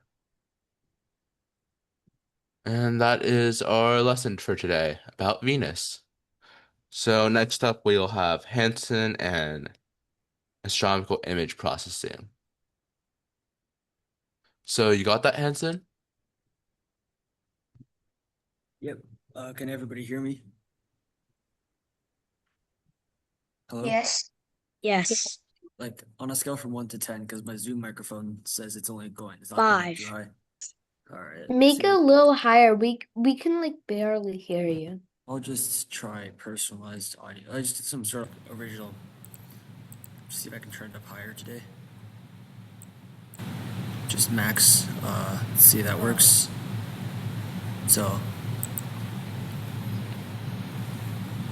it's good enough, right? Yeah, this is good enough. All right, perfect. So here is the presentation today. Oopsies, wrong slide. My bad. You guys are not going to get off that easy. So today I'll be talking about how to do astrophotography and just essentially how to process your images and make them look actually good. Because I'm just gonna say this right from the start, but turn on my video. But if you were to just go outside and take pictures with your telescope set up, you would not get anywhere near, good stuff. Pretty much, like everything, it would look kind of bad, to be fair. But so you have to do a lot of stuff to actually make it good. But it's not like Photoshop or faking it. That's just part of the process. So start up. Just raw. This is just reiterating what I said. So just raw astronomy data is kind of sucks, to be honest. Like there's a lot of artifacts from your camera, like a lot of error. Like even your telescope itself, no matter what telescope you use, especially if it's a round one, will have like issues. So you have to do a lot of stuff to fix it. So there's multiple different types of frames that you're going to take. So the actual images that you take are the light frames. So this is where you point your telescope at what you want to look at and then capture stuff. So this will capture what you're looking at, but it'll also capture the flaws in your camera and in your telescope. So that's something you have to get rid of. Second one is dark frames. So this is where you close up the end of your telescope to essentially just take a picture of all the sensor noise. So camera sensors are built out of a bunch of tiny pixels, and heat can cause stuff to heat can release stray electrons, which will then be picked up by the camera, and the camera will think that's like something you're trying to look at, but it's actually not. So this will create a bunch of noise and hot pixels, which are just a bunch of dots that will just pop up. So to take these, you have to completely put on the lens cap. You have to keep the amount of exposure and your gain, and take some of these. So essentially, Hansen, we have a question from Arav. Oh yeah, my bad. Yeah, Arav. I don't really have a telescope, so like, can you use like binoculars or something? This only works if you have an astrophotography camera. So even if you have a telescope, it wouldn't, but you don't have a camera. You wouldn't need to, I guess. But like, this presentation is just like if anyone wants to get into astrophotography or anything, like this is a good introduction into how this stuff works. This will also be about image processing. There will also be a guide, which you can use your photos that you've gotten from SLOOH to do. Yeah, that too. So, yeah. The third type of frames that you take are called flats. So, the cameras. Earlier I mentioned that telescopes themselves are the issue. So that gives you stuff like vignetting. So vignetting is essentially where you have some lighter edges. So these pictures are obviously not like actually it. These are. It's not. It usually, hopefully, is not as bad as this. Sometimes can get bad as this, but it doesn't. I've never gotten anything this bad. So that's vignetting because telescope tubes are circular. Camera sensors are like a rectangle, so they don't match up. And then there's also little dust donuts. So where you have tiny bits of dust on your telescope, and that will block light. And since they're out of focus, they'll display as like rings. So what you have to do is you put some sort of like flat panel, something like a t-shirt. I think I've used I used the lid of a plastic box to do that, to like scatter the light and make a uniform input of light, and then that will essentially visualize all the vignetting and all the dust donuts, so the system knows exactly what to do to correct them. So and this will help even out the actual background brightness, so it's essentially just your background. And then you have bias frames. So these are just to reduce electronic noise, and stuff. So bias frames, I don't usually do them because I'm not looking for really good stuff. But if you want super good stuff, you're gonna need this stuff because of all the because of a bit of readout noise that is generated as files are saved. So literally just that. So these are sometimes needed, they're sometimes not. It's not too necessary. But so bias frames are the least important out of the other three. Because obviously you need your light frames, which are essentially the object, and then you have your dark frames and flat frames, which are for correction. So these are optional. Some people use them, some people don't. I personally don't use them. And then now we have some stuff that you can do. So when you get your original images, I'm actually going to show. Never mind. So images are usually very dim. They're just pretty much black with just some stuff, like some stars. So that's obviously not good. So what you need to do is you need to do this thing called stacking. So it's where you just take a bunch of images. So instead of taking one single 1 hour exposure, which can be disrupted easily and kind of looks bad sometimes, you will take 100 shorter exposures, and then you're going to stack them together. So computers will essentially take all your images and just keep on putting them over each other pretty much to build the amount of brightness in certain spots. So yeah, and then it also helps out It also helps to cancel signal noise and just noise in general, because since it's completely random, if you have enough images, it will essentially cancel out all the noise just naturally over time. And then there's also, this is becoming more prevalent, but there's stuff like Starlinks and stuff. So image stacking can help remove that, since there's a process called outlier rejection, where the system will look for frames with outliers that don't appear in any other frames. So e.g. these little Starlink trails, and then it will just throw away that specific pixel and help declutter all the images. So they're very good. So this is a little explanation on how it works. I just explained it pretty quickly, so you can read this later when you get the presentation.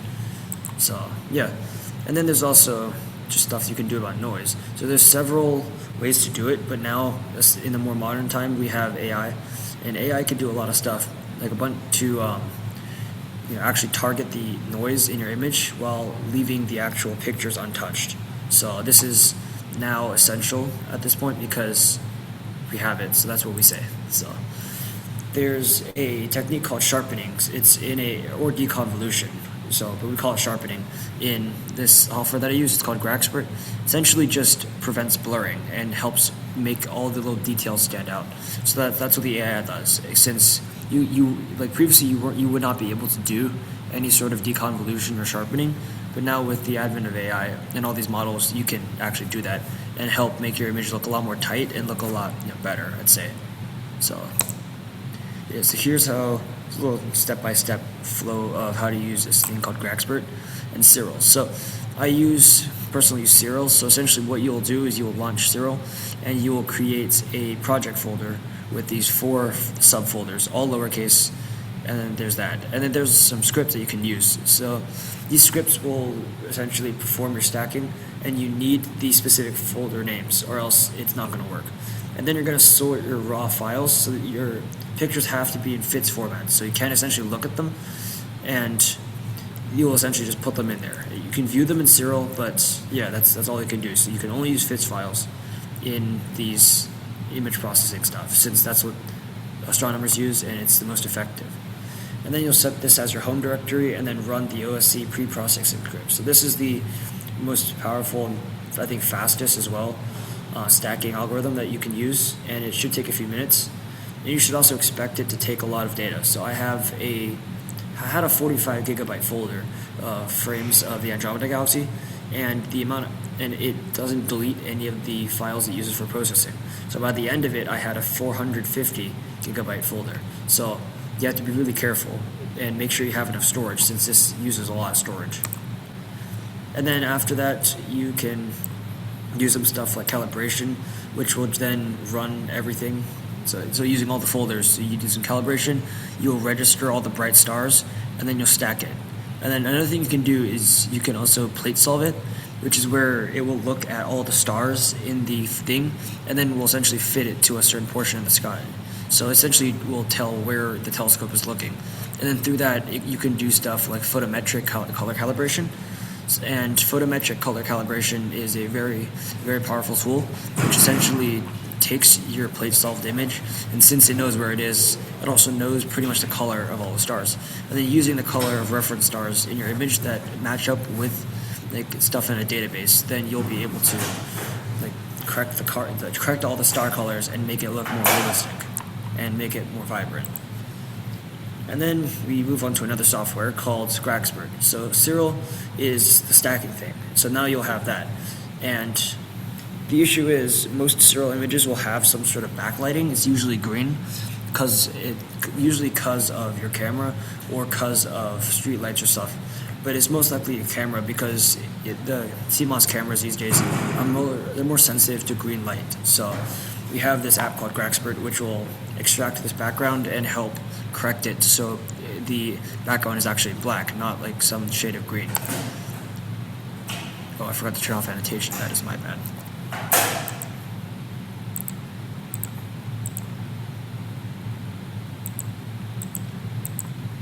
Alright, so Graxpert, so first you will load up your result file. This will be a FITS file, and then you will extract the background using AI. So background extraction will essentially take all the points where there's not a star, and then it will pull that off and then use that as a background. And then you can use AI for that, so that's good. And then you can now denoise it. So using AI, you can denoise stuff, and it will essentially smooth out any of the background noise, and that is extremely useful. So it can strain out noise that you don't even see. So yeah. And then there's also the histogram. So the histogram is a pretty, I'd say pretty like difficult thing to learn first. So when you re-import your like all processed image back into Cyril for final processing, it's gonna look really dark because of like just the histogram being at 0. So it's saved as in a format called linear data, and since most space is mostly black, the image shows as black. So essentially, if you will then do a histogram stretch where you will pull all of these out, essentially, so you can see all of the colors and all the shapes and stuff. So this only works really well if the black in your image is actually black. If it's not, it will look like grayish. I'm actually going to share an example real quick of what a really bad histogram stretch looks like. Give me a second. This is one of my process pictures. So I have some pretty bad examples from when I just started doing this. So the image I'm about to show you is also a combination of a bunch of different mistakes. So let me show you this. So this is a horrible image of MNU1, MA2. So you can see, first of all, there's a lot of camera noise, and the actual black of space is not black. It's actually gray. So I overstretched this. And then there's some dark spots where there's clipping. Weird color stuff. Yeah, that's all the noise. And then there's also a bunch of black spots, just random black spots, and that's called clipping. That's because I overstretched it so much, it just defaulted to black. So, and then it was also very dewy, so all this is dew. It's like a bunch of water. So don't do astronomy without a dew shield or a dew heater, or else you're going to be sad, very sad. So, yeah, so that's why this is a very important step. You have to know how far to go with and stuff. You can do a simulated histogram stretch in your capture software. For example, you SharpCap, and you can just do an auto stretch, which will use AI or some sort of like machine learning to like figure out how far it should go. So yeah, so Cyril has this stretching algorithm. So you can go to histogram transformation and manually drag the sliders to show essentially brighten up all the details that you want to see. And if you go too far, as I showed you, there was a bunch of those black spots. So that's the black clipping, and that's essentially deleted parts of my image and turned it into just straight black gaps, which you do not want in your image. So, and then there's another thing called SETI Astro Studio or something. I forgot exactly what the thing is. Sorry, SETI Astro Suite, my bad. So this is a tool that's called Cosmic Clarity, and it uses Python and a bunch of stuff to enhance the details and also tighten up a bunch of stars to essentially just another deconvolution algorithm. But this is for like post processing. And obviously, if you sharpen too much, it will look pretty. It will look pretty like unnaturally sharp. And then if you use the AI too much, yeah, the AI can also hallucinate stuff. So you do not want that. So hallucination, essentially, you can like, it can get pretty bad from what I've heard. I've never really seen it, but yeah. So when you use any sort of AI assisted programs, including ChatGPT, don't use it too much, or else the AI is going to start making stuff up, and you do not want that. And always compare this with just your raw stack that you didn't process to make sure that everything in your raw stack is in your process result, and that there's nothing in your process result that's not in the raw stack, or else the AI just like made something up and put it there, which you do not want. Like this sharpened nebula looks very sketchy. Yeah, that's true. And then there's the green sky problem, as I said. This is because of the camera, so since it's more sensitive. But then lucky for you, obviously Cyril has a function called remove green noise, because everybody's been complaining about this. So you just click that and then it's done. Pretty simple. And then there's color saturation. So stuff in space, especially in a stretched image, it might be bland because of how you stretch it. So you have to add saturation. And luckily Cyril has the exact thing you need. So it's in the same thing as remove green noise. It's a thing called color saturation, and you can boost colors, or you can also boost a certain range of colors. So, and obviously you don't want to saturate this. You don't want to like make it too saturated, because then that'll bring out more noise, and you have to do a lot of stuff. So, yeah. And then you have stellar and non-stellar processing. These are two different types of processing. So in dense star fields, obviously you can have stars will be brighter than some nebulas, and sometimes they can outshine the nebula themselves. So obviously Cyril's got your back here again, and it has a star removal algorithm which will remove a bunch of stars before stretching.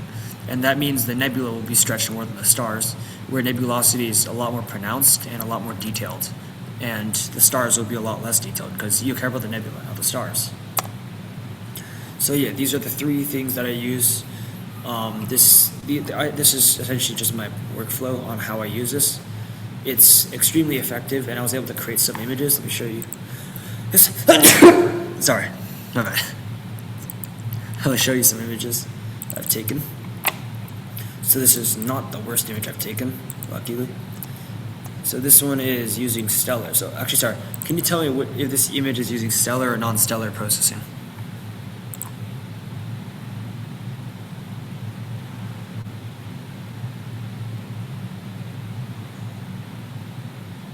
Yeah, I'll just go ahead and say this is using stellar processing, since I kind of got lazy and didn't want to do it the non-stellar way.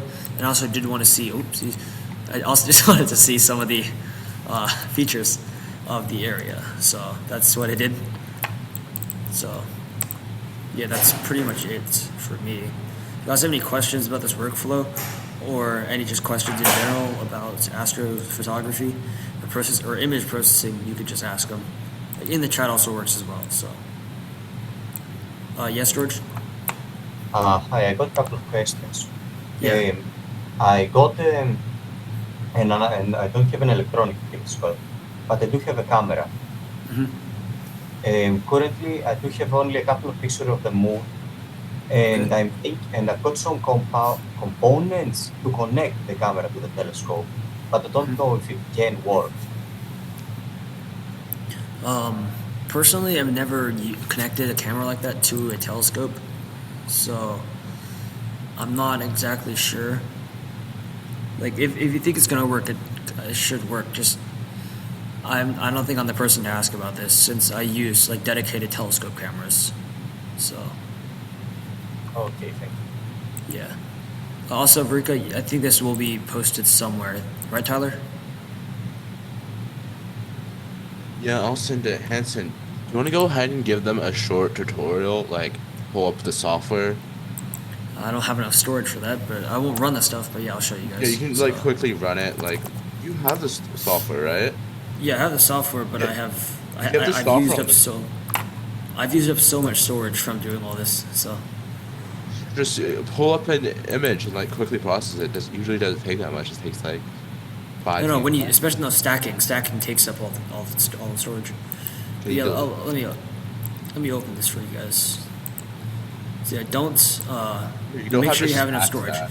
Like what I do is you have at least 10 times the amount of storage of the starting folder. So let's see, where'd it go? Where did you go? Okay, I hope I didn't lose it. So this is my stack of M81 and M82. This is the one that like looks horrible, so we're not going to do that. Just gonna look for. I think this is just a random one. Some of these, this is just a random image. So what you can do is you can go to stretches, histogram transformation, and let's see if this is actually something. I actually don't know if this is something, to be honest. I think this could just be a dead image. Or yeah, wait, give me a second. So I'm not exactly sure what this is of, but it is definitely a horrible image. I'm gonna try a different type of transformation. So this is a different type of stretching. There we go. Oh, it's a horrible one. But so this is not really going to be easy to do. But yes, you can do something like this, like an instant transformation. So the easiest thing is like a quick thing you can do. So this has already been completely desaturated of green noise, so it's not really necessary since it's already done. And what I would then do is I would do a plate solve. So I think it's Control-Shift-A. I'll do a plate solve. So I don't know if it's going to work, but then I run a plate solve. And then I find that if you can see the coordinates down here, that's where the plate solve found it to be. And then you can do photometric color calibration. Now that it knows where it is, you can just run it. Did a bit of stuff, and then done. And that shift the colors of the stars a bit. And that's just pretty simple. So this is simple stuff that I do.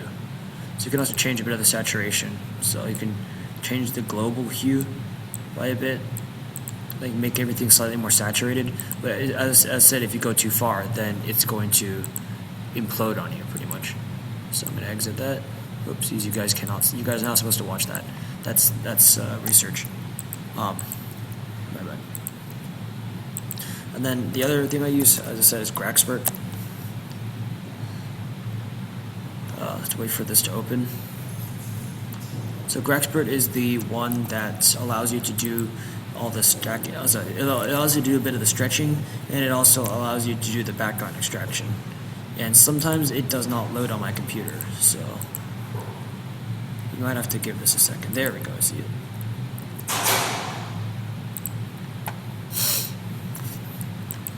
So what you do is you first load in your image. So I'm just going to take the random thing here. So obviously it looks black, so you have no idea what's going on. So you can do a little stretching to see what it is, like this. And then you now have to look at all of these little points. If it's too close to a star, you right click it, it's gone. Because if it's too close to a star, it won't, it's not going to be accurate since this is your background. So you just got to look around. It's too close to a star. So add stuff in the black spots. It's too close to a star. Like this is practically just stuff you'll get used to doing like this. So now it's done. And you can also choose to crop your image, although it's not necessary. And then using these, you can do a background extraction. So you can create a grid of points like this, and then you will now calculate your background. This could take a bit of time, and it's not responding. That's because it's using all the resources right now to try to do it. So it does take quite a bit of resources. So make sure you have some sort of beefy PC. And then you see now it was able to pull the background. And as you saw, here's the background. So now gradient corrected. So as you can see, it looks a lot more cool. And now what you do is you denoise. So I put a denoise on maximum, and then obviously look for your denoising AI model. Make sure you have the actual denoising AI model in and everything. And then you denoise the image. This can take a few minutes. So I might just force crash the program after this.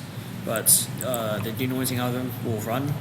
And as I said, it will take a lot of resources. And once you're done, it will look a lot less noisy. So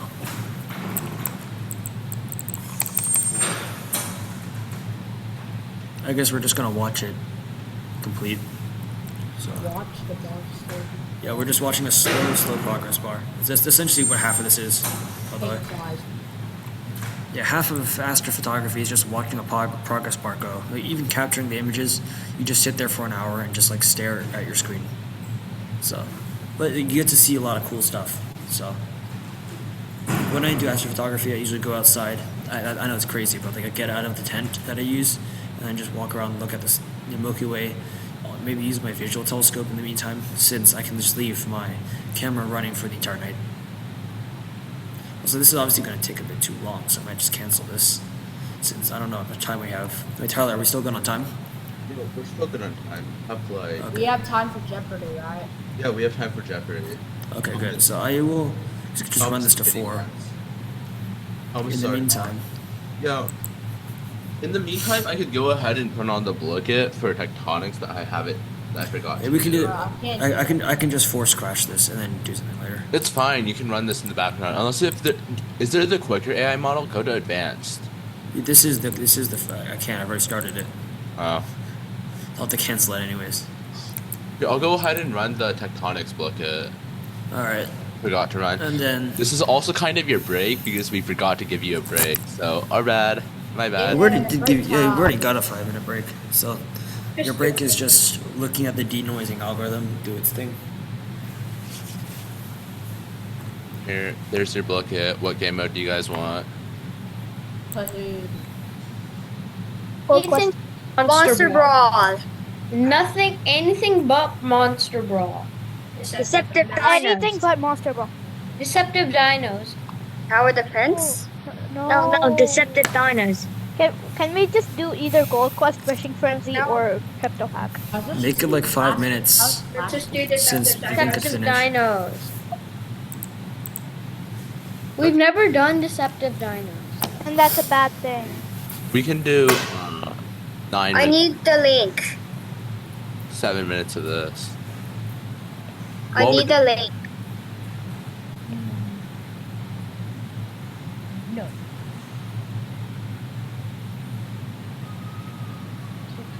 Hanson, is that your background noise? It sounds like my computer fan.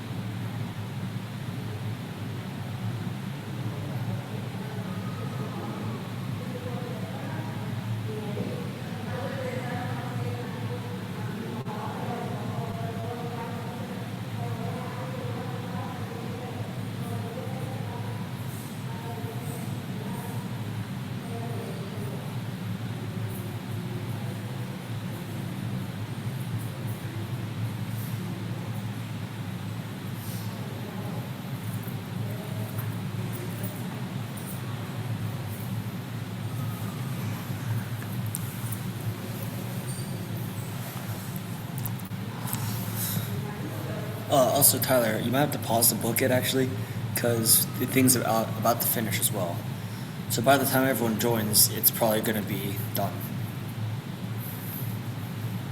Okay, so then we can just go ahead with the presentation and then after. Yeah, actually, first just pause it. You can do the booklet after. We haven't even started the booklet yet, so it's fine. We can just... good. Okay, so yeah. I'm gonna. You can stop your share temporarily. I'm gonna reshare, and then once it's done, then you can go into the booklet. So sorry about the delay, guys. It's my bad. Or at least the software is bad because my computer is not beefy whatsoever. This is just an office laptop. So as you can see, it's almost done. Just watching the progress bar crawl. There's also 13 people in the booklet right now. Yes, and everyone's here. Now. 11 now. No, you guys don't have to leave the booklet. We're only like quickly doing this image process. Yeah. This is also kind of your break, guys, so go ahead and like go chill. Yeah, well, it's about to end because the denoising algorithm is about to finish. All right, and it should be Thomas denoised. is usually is faster. Yeah, guys, look at that. It's denoised. Isn't that crazy? Look at the difference. It also did deconvolution. You can see it's gotten a lot sharper. See? There's still this vignette though. Yeah, there is still the stuff, but you see, it has been the sharper noise has been softened out. And then you would save it. You can save it. You can stretch. Save it as stretch like this, or you can save the background. So that is pretty much how this works. And then now you can go on to do your booklet. That concludes my presentation. Like, everything about this. You have Cyril. That or not? Yeah. So Cyril. So we're at Cyril, Graxpert, and SETI Astra Suite. Okay. And, we'll do and more a good talks on computer. this later.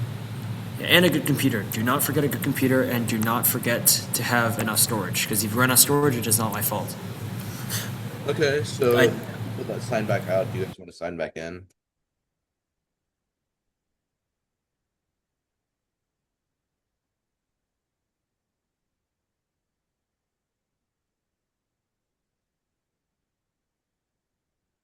We'll be starting soon. Very soon.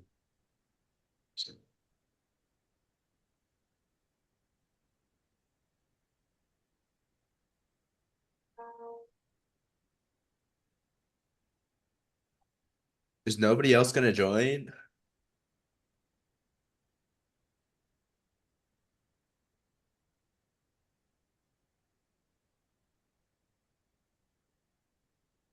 Okay, then we'll start now.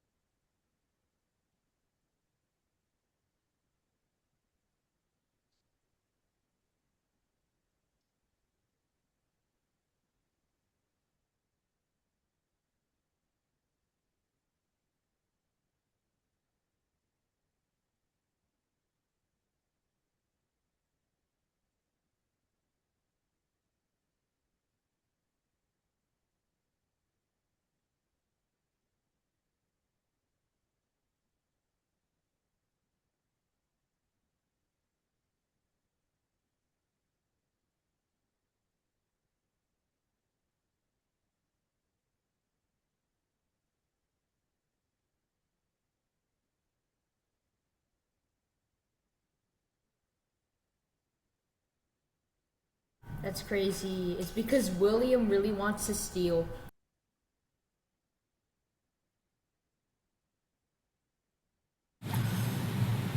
The reason I don't really like Bookit anymore is because of how competitive it's gotten. Like, there's genuine sweats on Bookit now. I never thought I'd be saying that ever, but you know. Yeah, like people just start sweating.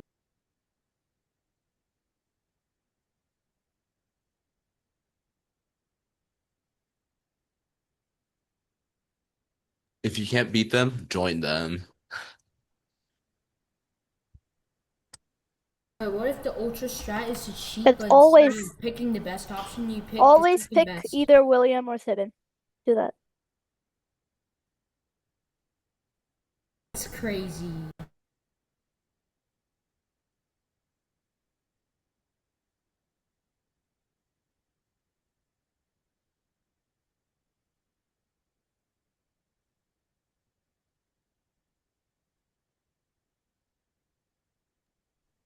Should I get Cosmo? Cosmo is a cheater. Cosmo's a cheater? Oh no, Cosmo was clear. Sabrina was cheating. I choose Cosmo and they weren't.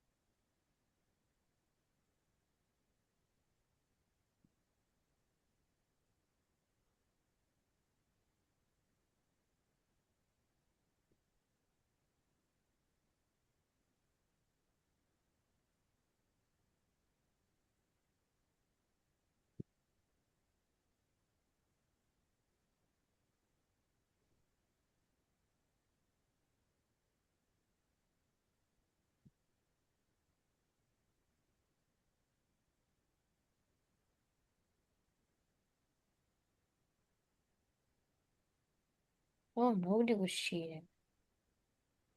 How many plate boundaries are there? Yes.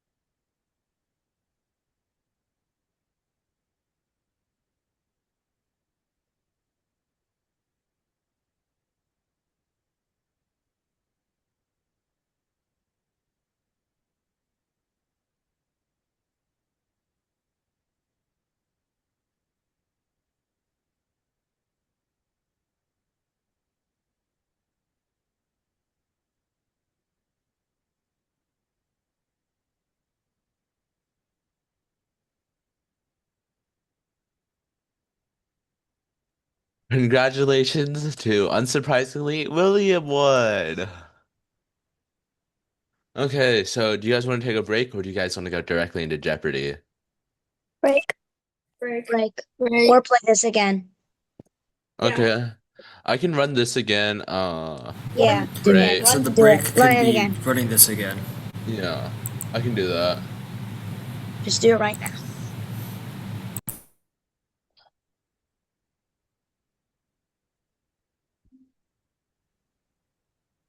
And then after We're we'll go doing a to second. We're Jeopardy doing a with. second one. 528. Do you guys want to go deceptive again?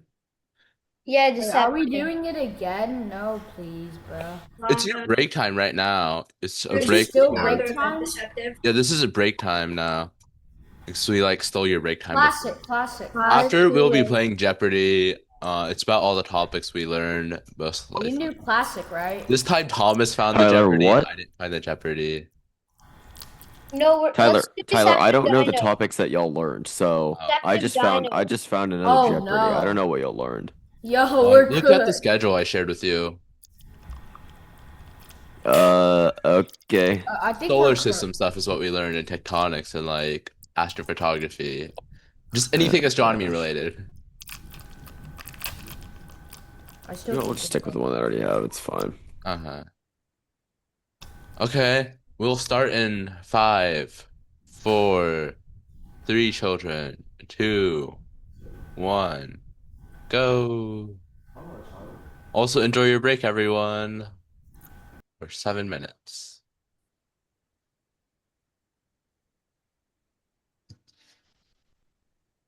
On.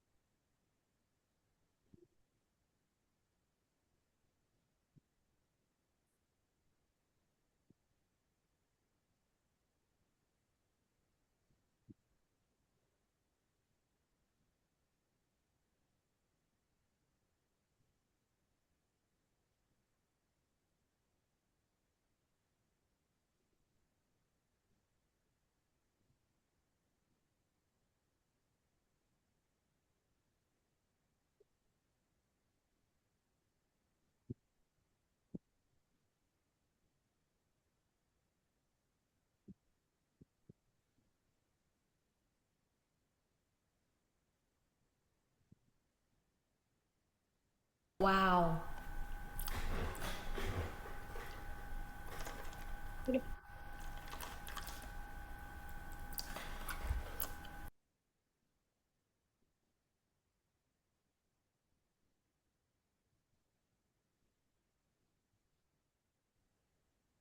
Okay, congratulations, everyone. Now we'll have Thomas and his Jeopardy. All right. Just do this real quick.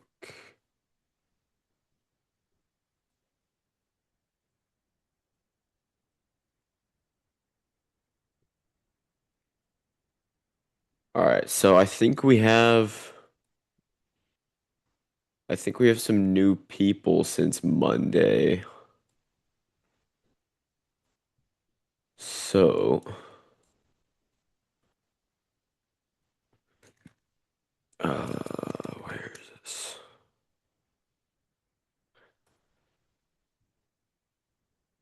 All right, Tyler, you want to redivide teams? Okay. Can we do same teams? Same teams, but we can add the new people. Yeah, we can do we do same teams? teams? Do y'all Same remember the teams. teams from Monday? Because I Yeah. don't, so. Me, Yeah. Eddie, Alexander, Arov, and I wasn't here. Daniel. I wasn't there because I was somehow something happened to me. But I was during the Jeopardy game. I saw half of it because I have a brother who also do this camp. So yeah. Okay. Which is me. So it was Shri, Alex, Arav, me, and someone else? Or was that it? It was only 4 people, right? There's a person named there was Daniel. Oh, Deverish. They're not here, I think. Yeah, so it's just us 4. I made it. Here, how about I just assign Wait, the did you say group Alexander?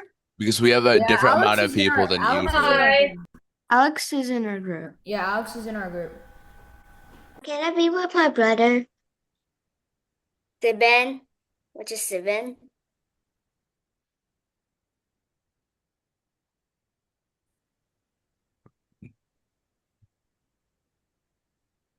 Teacher?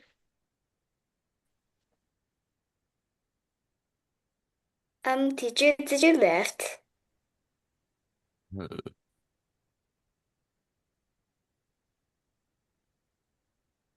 Yeah, can I be with my brother 7? I can just assign new teams because we have different amount of people here right now. No, maybe just keep the Besides, same teams, but add some more people to the teams for the new people. it's gonna be 4 teams of 5 people. So we Can need we one can more we at least person. have can we at Wait, least can we have have William? Can we have William? We might need him for ceiling. It's just gonna be randomly assigned. Dang it. William got like 3 questions wrong last time, but by the way, just saying. Okay, we do not Yeah, want that's why William. he's not the one who's gonna be answering. He's just gonna be can the we one who's keep calling the can we seals. keep Eddie What is this like team choosing? This is not allowed. can we just keep these 4 people that are already in our group chat in the same team and just add someone else? Wait, can we have William? Nah, bro, he's doing it randomized. Let's see if luck is on our side. I hope we get William. No. Don't say that. Don't say You that. jinx it. You're jinxing it. You're jinxing it. Yeah. Okay. All right, guys, we're not gonna get William. You want William. We don't want him. Yeah, we don't want him. We're going to jinx on not getting in.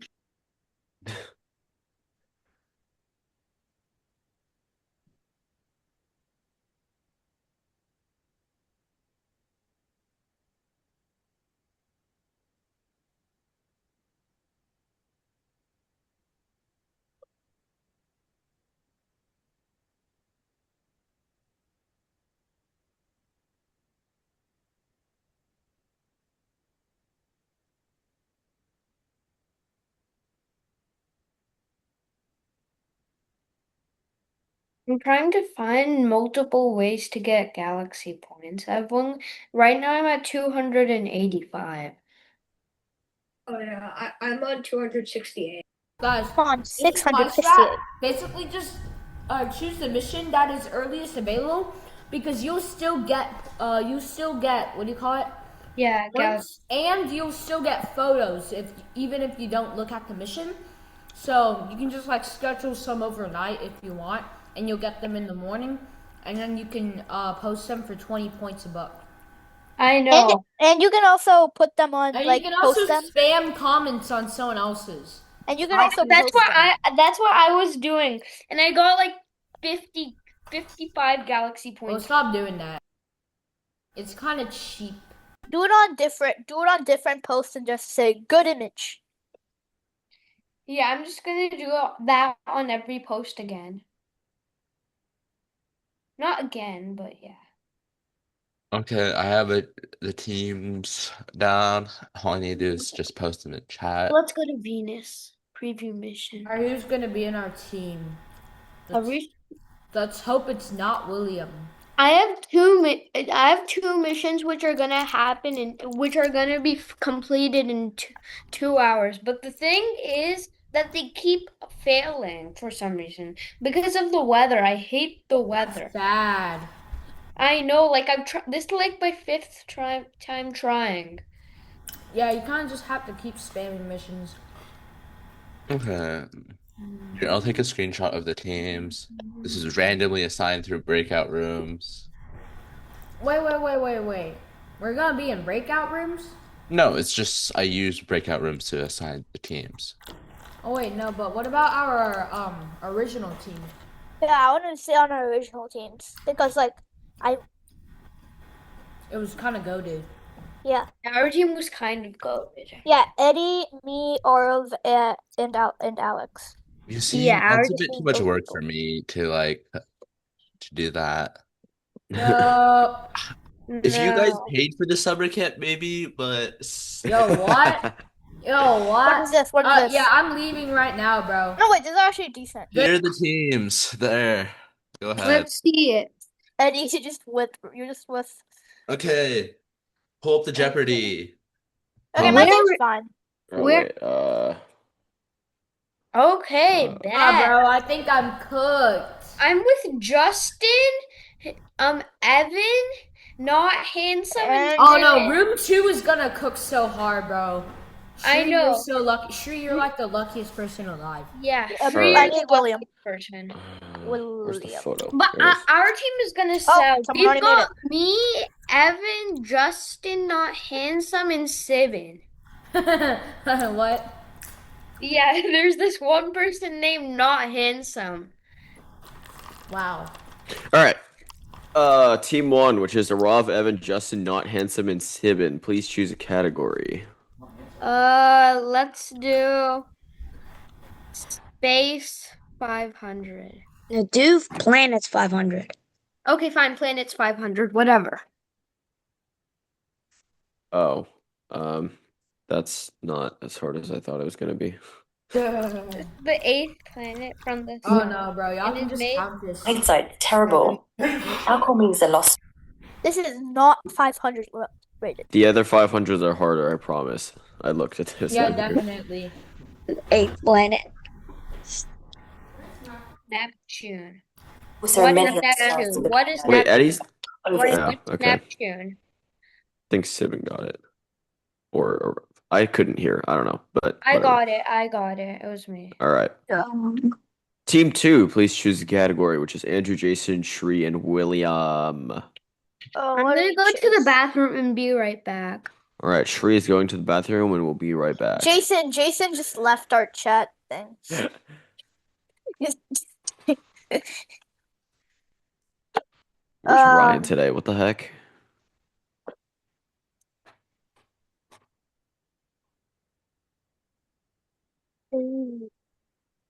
Waiting on a Jason's thing crashed. I thought you left. Okay. Add members, Jason. Yeah. Jason, I added you. Oh, well, I guess the planets category is kind of just easier, but Team 2, please choose a category. Can someone tell me what double astronomy Jeopardy is? Great question. Great question. Haha. I say that we'll do sun. All right, they're saying, but they're saying sun. So, is everyone good with sun? Yeah. All right. All right, Sun 500. Is that what you want? Yeah.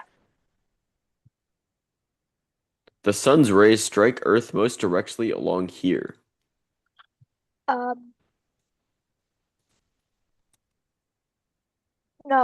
no.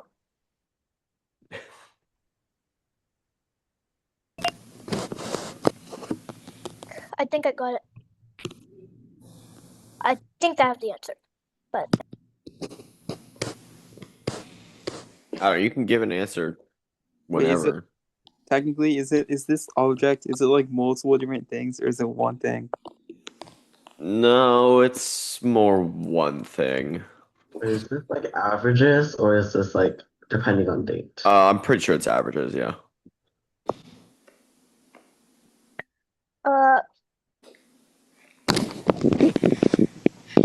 I think is this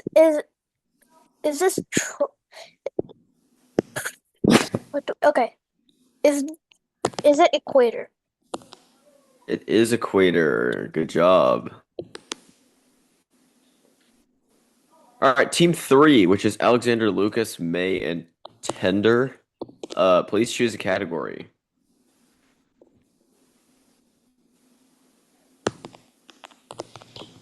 Yes, Shri.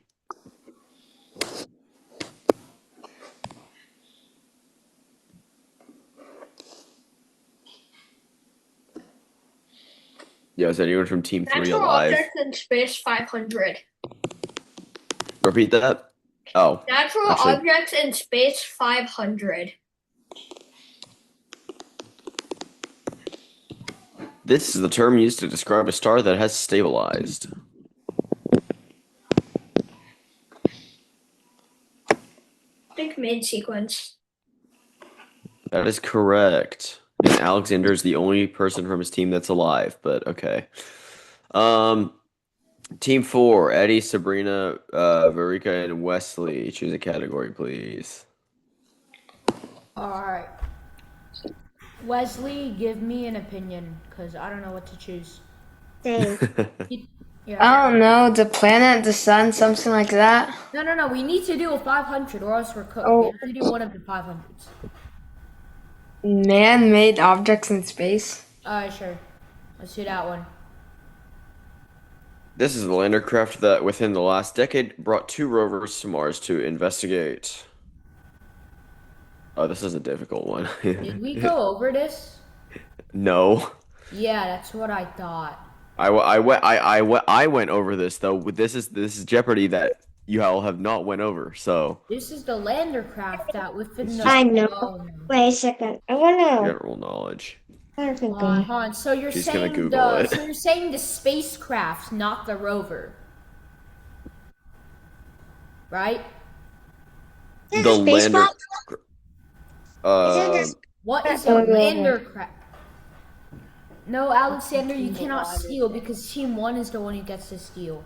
Wait, is Well, it if Team 1 gets it wrong, then we get this. Bro. Wait.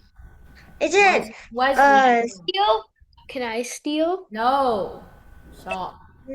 Well, actually, Rob is from Team 1, so Eddie, do you have an answer? Wesley, do you have an answer? Can I steal? I'm not really sure. Not really. It was is some it a spacecraft or the rovers? The spacecraft Bro. Okay, bro. that brought the rovers. Okay, bro. Is it a Delta II rocket? No, the lander, the lander part of the spacecraft that Wesley, say your opinion, bro. Put it in the chat. Come on. Wesley, you sure it's gonna be that? 我跟你说， I already have an answer. I still wanna go. All right, I'm gonna give y'all 10 more seconds to answer, and then Alexander has to say first. So Wesley said Phoenix in the Gonna steal. chat. 我们是在一起去了。 that is correct. I Good job. No! 点了个啊！ Wesley, you're the goat. Yeah, he probably googled that, but I don't frankly care. 这样 Crazy. 没意思了啊！ Team 1, please choose a 一起去有 category. 啥意思？很 let's boring 啊！ do double 一起去 astronomy 有啥意 Jeopardy. 思？很 boring。学知 Double Astro 识 Jeopardy for 会找到 500. 一起。 And the question is, this planet takes 163 Earth years to orbit around the sun 我 once. 怎么又不去了啊？然后 Let me think. Like here, maybe if you guys. Wait, why is that?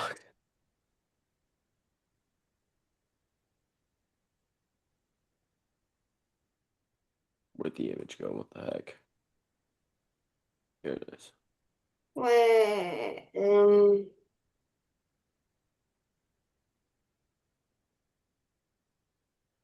Jupiter? Wait, I'm thinking.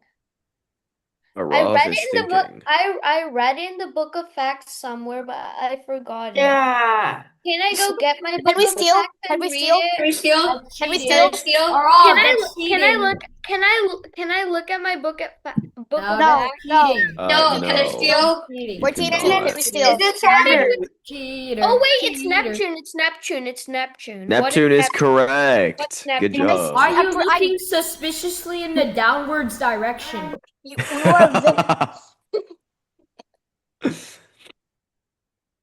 are Team 2, please choose a category. Planets 400. William, is Wesley your brother? Yeah. Oh, okay. I remember you had a brother. I just don't remember who it Are you was. guys good with Sorry, planets? which one did you say? Oh, wait. Sri, are you good with Planets 400? Yeah. Alright. The planets category is easy, bro. This may be Mars. This is Mars. What is Mars? I have no idea. Oh, it looks like I got it wrong. Dude, the planet section is easy. Okay. Team 3, please choose a category. The Sun 400. They're going to the sun. Oh no. This is the innermost part of the sun where its energy is generated. Why is this so easy? What the heck?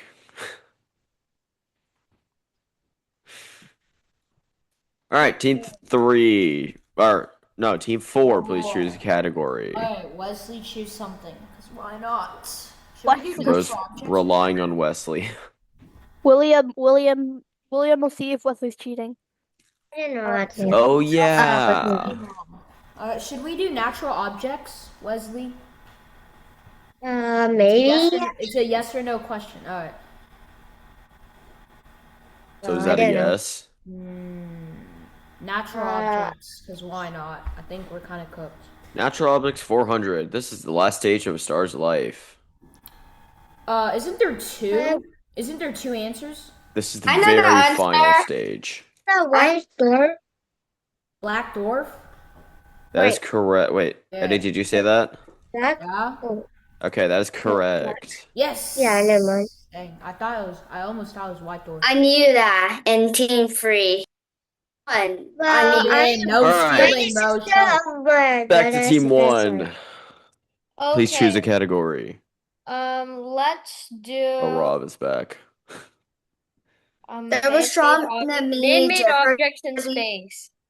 No, don't do that one. Do double astronomy Jeopardy. Yeah, that's what I thought. Rob, are you okay with that? Yeah. Okay, yeah, sure. All right. This is a large rotating cloud of dust and hydrogen gas.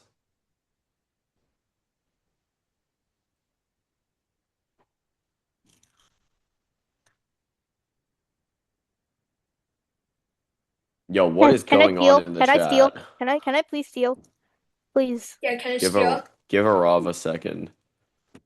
Or No, Justin, he doesn't deserve it. Or Steven. A large rotating cloud of dust. No, you're looking. Did he just say large potato? Wait, what? Why are you looking suspiciously downward? I don't like this. Why? Yeah, bro, stop like closing your Stop, eyes. stop Make All right, I'm giving you suspiciously 10 looking. seconds. 10, Wait a 9, bit more. 8, No, he can't wait a bit more. 7, No, I don't know the answer. 6, I don't know the I answer. steal. I steal. 5, Can we steal? Can we steal? Can we 4, steal? I I don't wanna know steal. the 3, answer. I wanna steal. Nebula. We I steal. don't know the answer. We steal. We 1. steal. We steal. No. We steal. I don't know the We answer. steal. Wait, We steal. wait, Rob, We what'd you steal. say? I don't know the answer. Can we Oh, steal? Can okay. we steal? Shri, you can steal. What is Nebula? That is correct. Wait, Shri, what team are you in? That's what I You're was team thinking. 2. It was me. It was me. It was me. That's what I was thinking. Well, but yeah, I you were didn't wanna screaming lose Nebula, but points. you didn't ask to steal, Eddie. So Shri was asking to steal first. So Wait, no. It's because it's always the team that's after the first team. Yeah, so that's how it So works. it's kind of rigged. well, but still, you're Well, not yeah, you're but what not in that team either. So Well, what if we get it either wrong? way. All right, team 2, choose a category. Is everyone good with man-made objects 400? Yes. Okay. These are the 2 rovers that are currently exploring and observing the surface of Mars. Oh, I think I know this. I don't have to Google this, I swear. I don't have to do it. No, I know. Well, you shouldn't be anyways, but What this is perseverance and curiosity. that is incorrect. What? Ooh. Sabrina, you said you had an answer. I forgot. Oh, okay. The steel's up for grabs, by the way, guys. Steal. Alexander would like to steal. Curiosity and perseverance. That is what he just said, and that is incorrect. Ooh, I have no idea how. Can I steal that? Bruh. I William wants to literally steal. Googled it. I literally Thomas, can I Googled it, steal and it that? said. I literally Googled it, and it said the thing that I said. Can I steal back? William wants to steal back.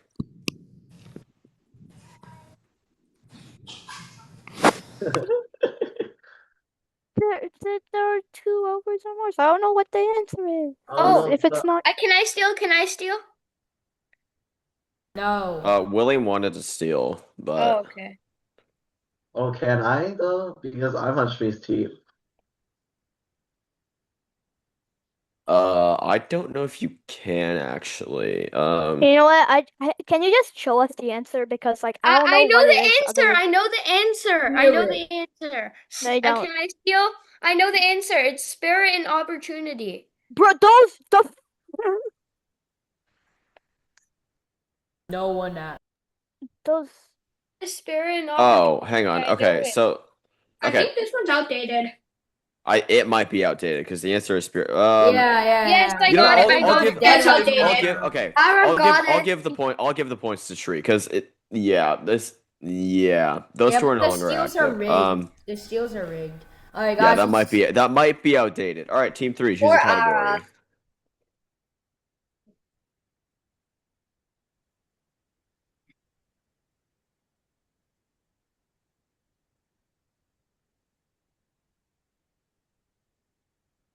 Team 3, choose a category.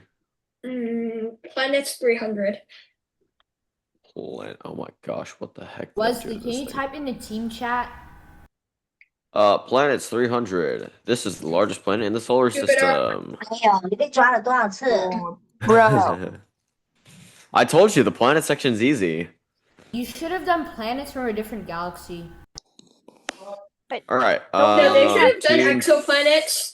4. That was the easiest one. Guys, the sun 300. The sun, the sun, the sun. Sun 300. Sun 300. Alright, we're going to the The sun. sun. All objects in the solar system travel around the sun in this kind of orbit that is not circular but more oval shaped. Ellipse. What is ellipse? Put that in orbit terms. Elliptical? Yes, there we go. Okay. Alright, team 1, please choose a category. Good.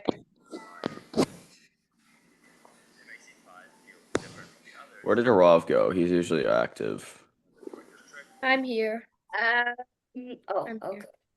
I Natural just went to objects SLOOH for a second because I wanted to check what my mission was at.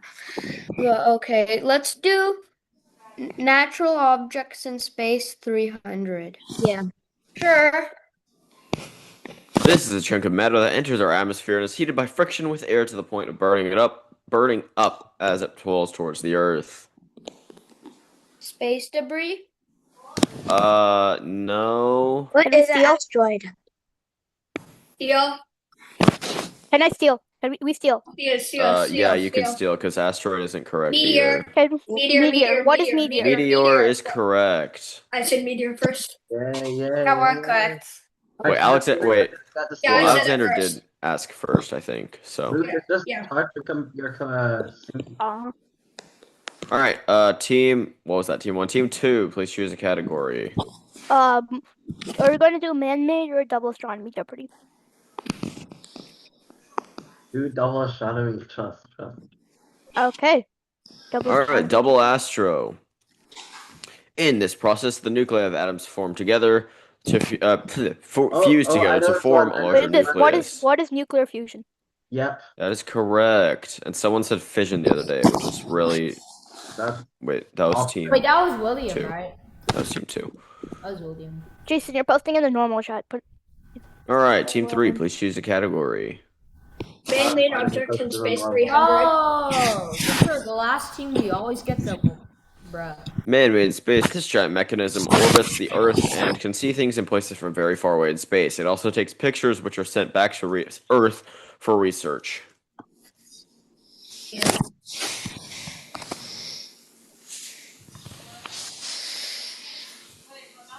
Space telescope. It's a specific one. Think of like the most famous one. Hubble. Yes, it is the Hubble telescope. All right, team 4, please choose a category. Planet 200.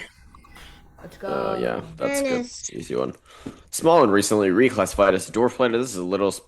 Whoa! I hate that word. Why does it say littlest? Why does it say littlest? I hate that word. Wait, this is team 4. What do you mean it's a littlest planet? You just. Well, I hate. Why is littlest a word? Why did they use the littlest? All right, team 1, please choose a category. Please choose a category, not an category.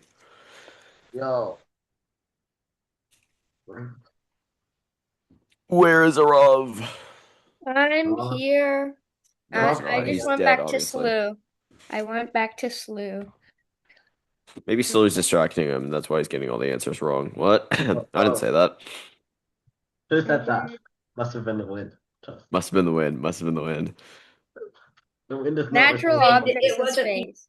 Natural objects in space.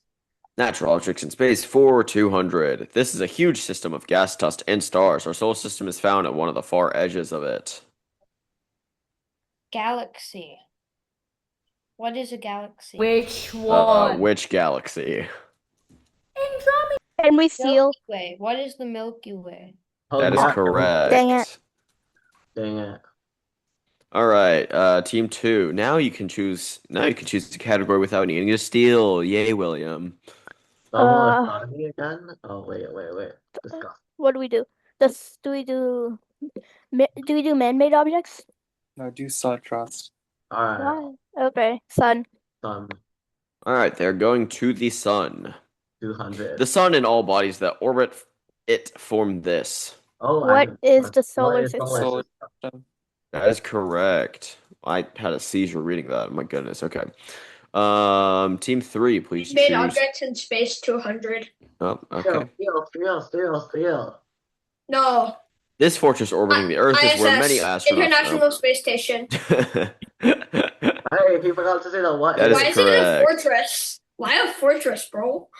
Great question. I have no idea. It's probably AI generated. All right, Team 4, would you like to do double astro Jeopardy? You would like to do surrender. Oh yeah, double astronomy Jeopardy. Yeah. This is a small orbiting body made up of dust, ice, and frozen gases. The solid center of this is its nucleus, and like Comet. all objects in the solar system, it orbits the sun. Comet. That is correct. Yeah. Yay. All right, Team Awesome. 1, last round. Actually, Team 1 has 2 more because That they're was not that hard. Why does Team 1 get 2 more? Because they went Because well they go because there are 25 25 categories in modulo 4 four is teams, and what? also because they're losing, so it's fine. Okay. We're losing too. Well, you're not Let's losing do bad. planets 100. Planets 100. This is the third rock from the sun. It has a huge amount of water on the surface of the only planet where it currently has conditions which can sustain life as we know it. I just have Earth. no idea It's what I Earth. just said. Everybody knows that. Earth. Third rock from the sun. Third rock, yes. Third rock. And since we are since we are on the third planet, every single problem that we have is now officially a third world problem. I'm kidding, but anyways, team 2, please choose category. Double astronomy. Double astronomy Jeopardy 100. Double Astro 100. This is a non-contact force that acts on objects. If two objects are placed in space, they will be drawn towards each other by this gravity? force. What is gravity? What is gravity? Wait, no. That is correct. All right, team 3, please choose the category. The sun 100. We are going back to the sun. These are the dark areas on the sun's surface. What? Immediate That is answer. correct. Thomas, you must make this impossible next time. I'm not here again to do Jeopardy. I'll do a presentation tomorrow, but yeah. Make it impossible and then turn off ceiling. And I'll have Tyler find a really hard look at for tomorrow. Oh, I can't do that. All right, team 4, you have two categories to choose Alright, guys, from. should we do natural objects or man-made? We should do natural objects, right? Yeah? Hello? Yeah. Alright, let's do natural objects because someone got cut off. Alright, these are the large bodies that orbit the sun. Planets. Yeah. Dwarf planets. Yeah. Alright, last question, team 1. Okay, These are human-made objects which have been sent into orbit around Earth to relay communication, take pictures, and perform other tasks. Satellites. We steal. What is a satellite? Satellites is What correct. kind of satellites? Satellites. Dang it. No, spacecraft. Alright, so our podium for today. Team 2 wins again. Wait, no, team 3 won yesterday, or on Monday, didn't they? Well, you can't really So team- compare them because they are different people.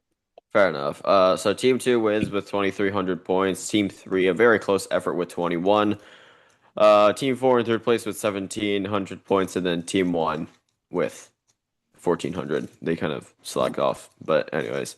All right, that is my time. I will hand it back to Tyler to do whatever he needs to do. I'll be back tomorrow to make another presentation. No more Jeopardy, though. All right, bye. Bye. Okay, so we really don't have much left. The only really other thing we could do is keep doing astrophotography. Hanson, are you still online? Oh, I don't think so. Let me check in the participants. And Oh, you he's still could there. do a 20-minute long book. Hanson is still there. okay. Could we do Gold Quest bucket? We can do another bucket. Gold Quest. 20 minutes. Tyler, they long want an book. impossible one. Give them an impossible one. Give No, them an gold. impossible Monster bucket. Brawl. Of course, Monster Brawl. No, we are not I doing got Monster Brawl. Give them a bucket, but change all the answer choices so that it's wrong. No. American Yes, Sign Daddy. Language. I just scheduled a mission and now I'm at 390 galaxy points because I also commented on things. My Still mission more is than you. Tyler, five, do a four, bucket, but make it wrong answers two, only. I'll find one. Monster. And no, can we just do Gold Quest? Physics? Wait, let's do classic. Gold Quest for 20 minutes would be boring. No, not class. Let's do classic. No, and not for 20 minutes. I'm on level 3 now, which is Azothi. I'm on This guy's level. way too distracted by SLOOH.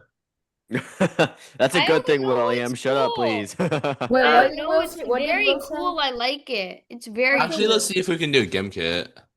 Gimkit, Alright. yeah, Oh my Gimkit. gosh, I haven't Yeah, done Gimkit in forever, bro. Oh. This let's is do ancient, bro. Alright, I guess. Yeah, but we're Alright. alright, fine. We can do Gimkit.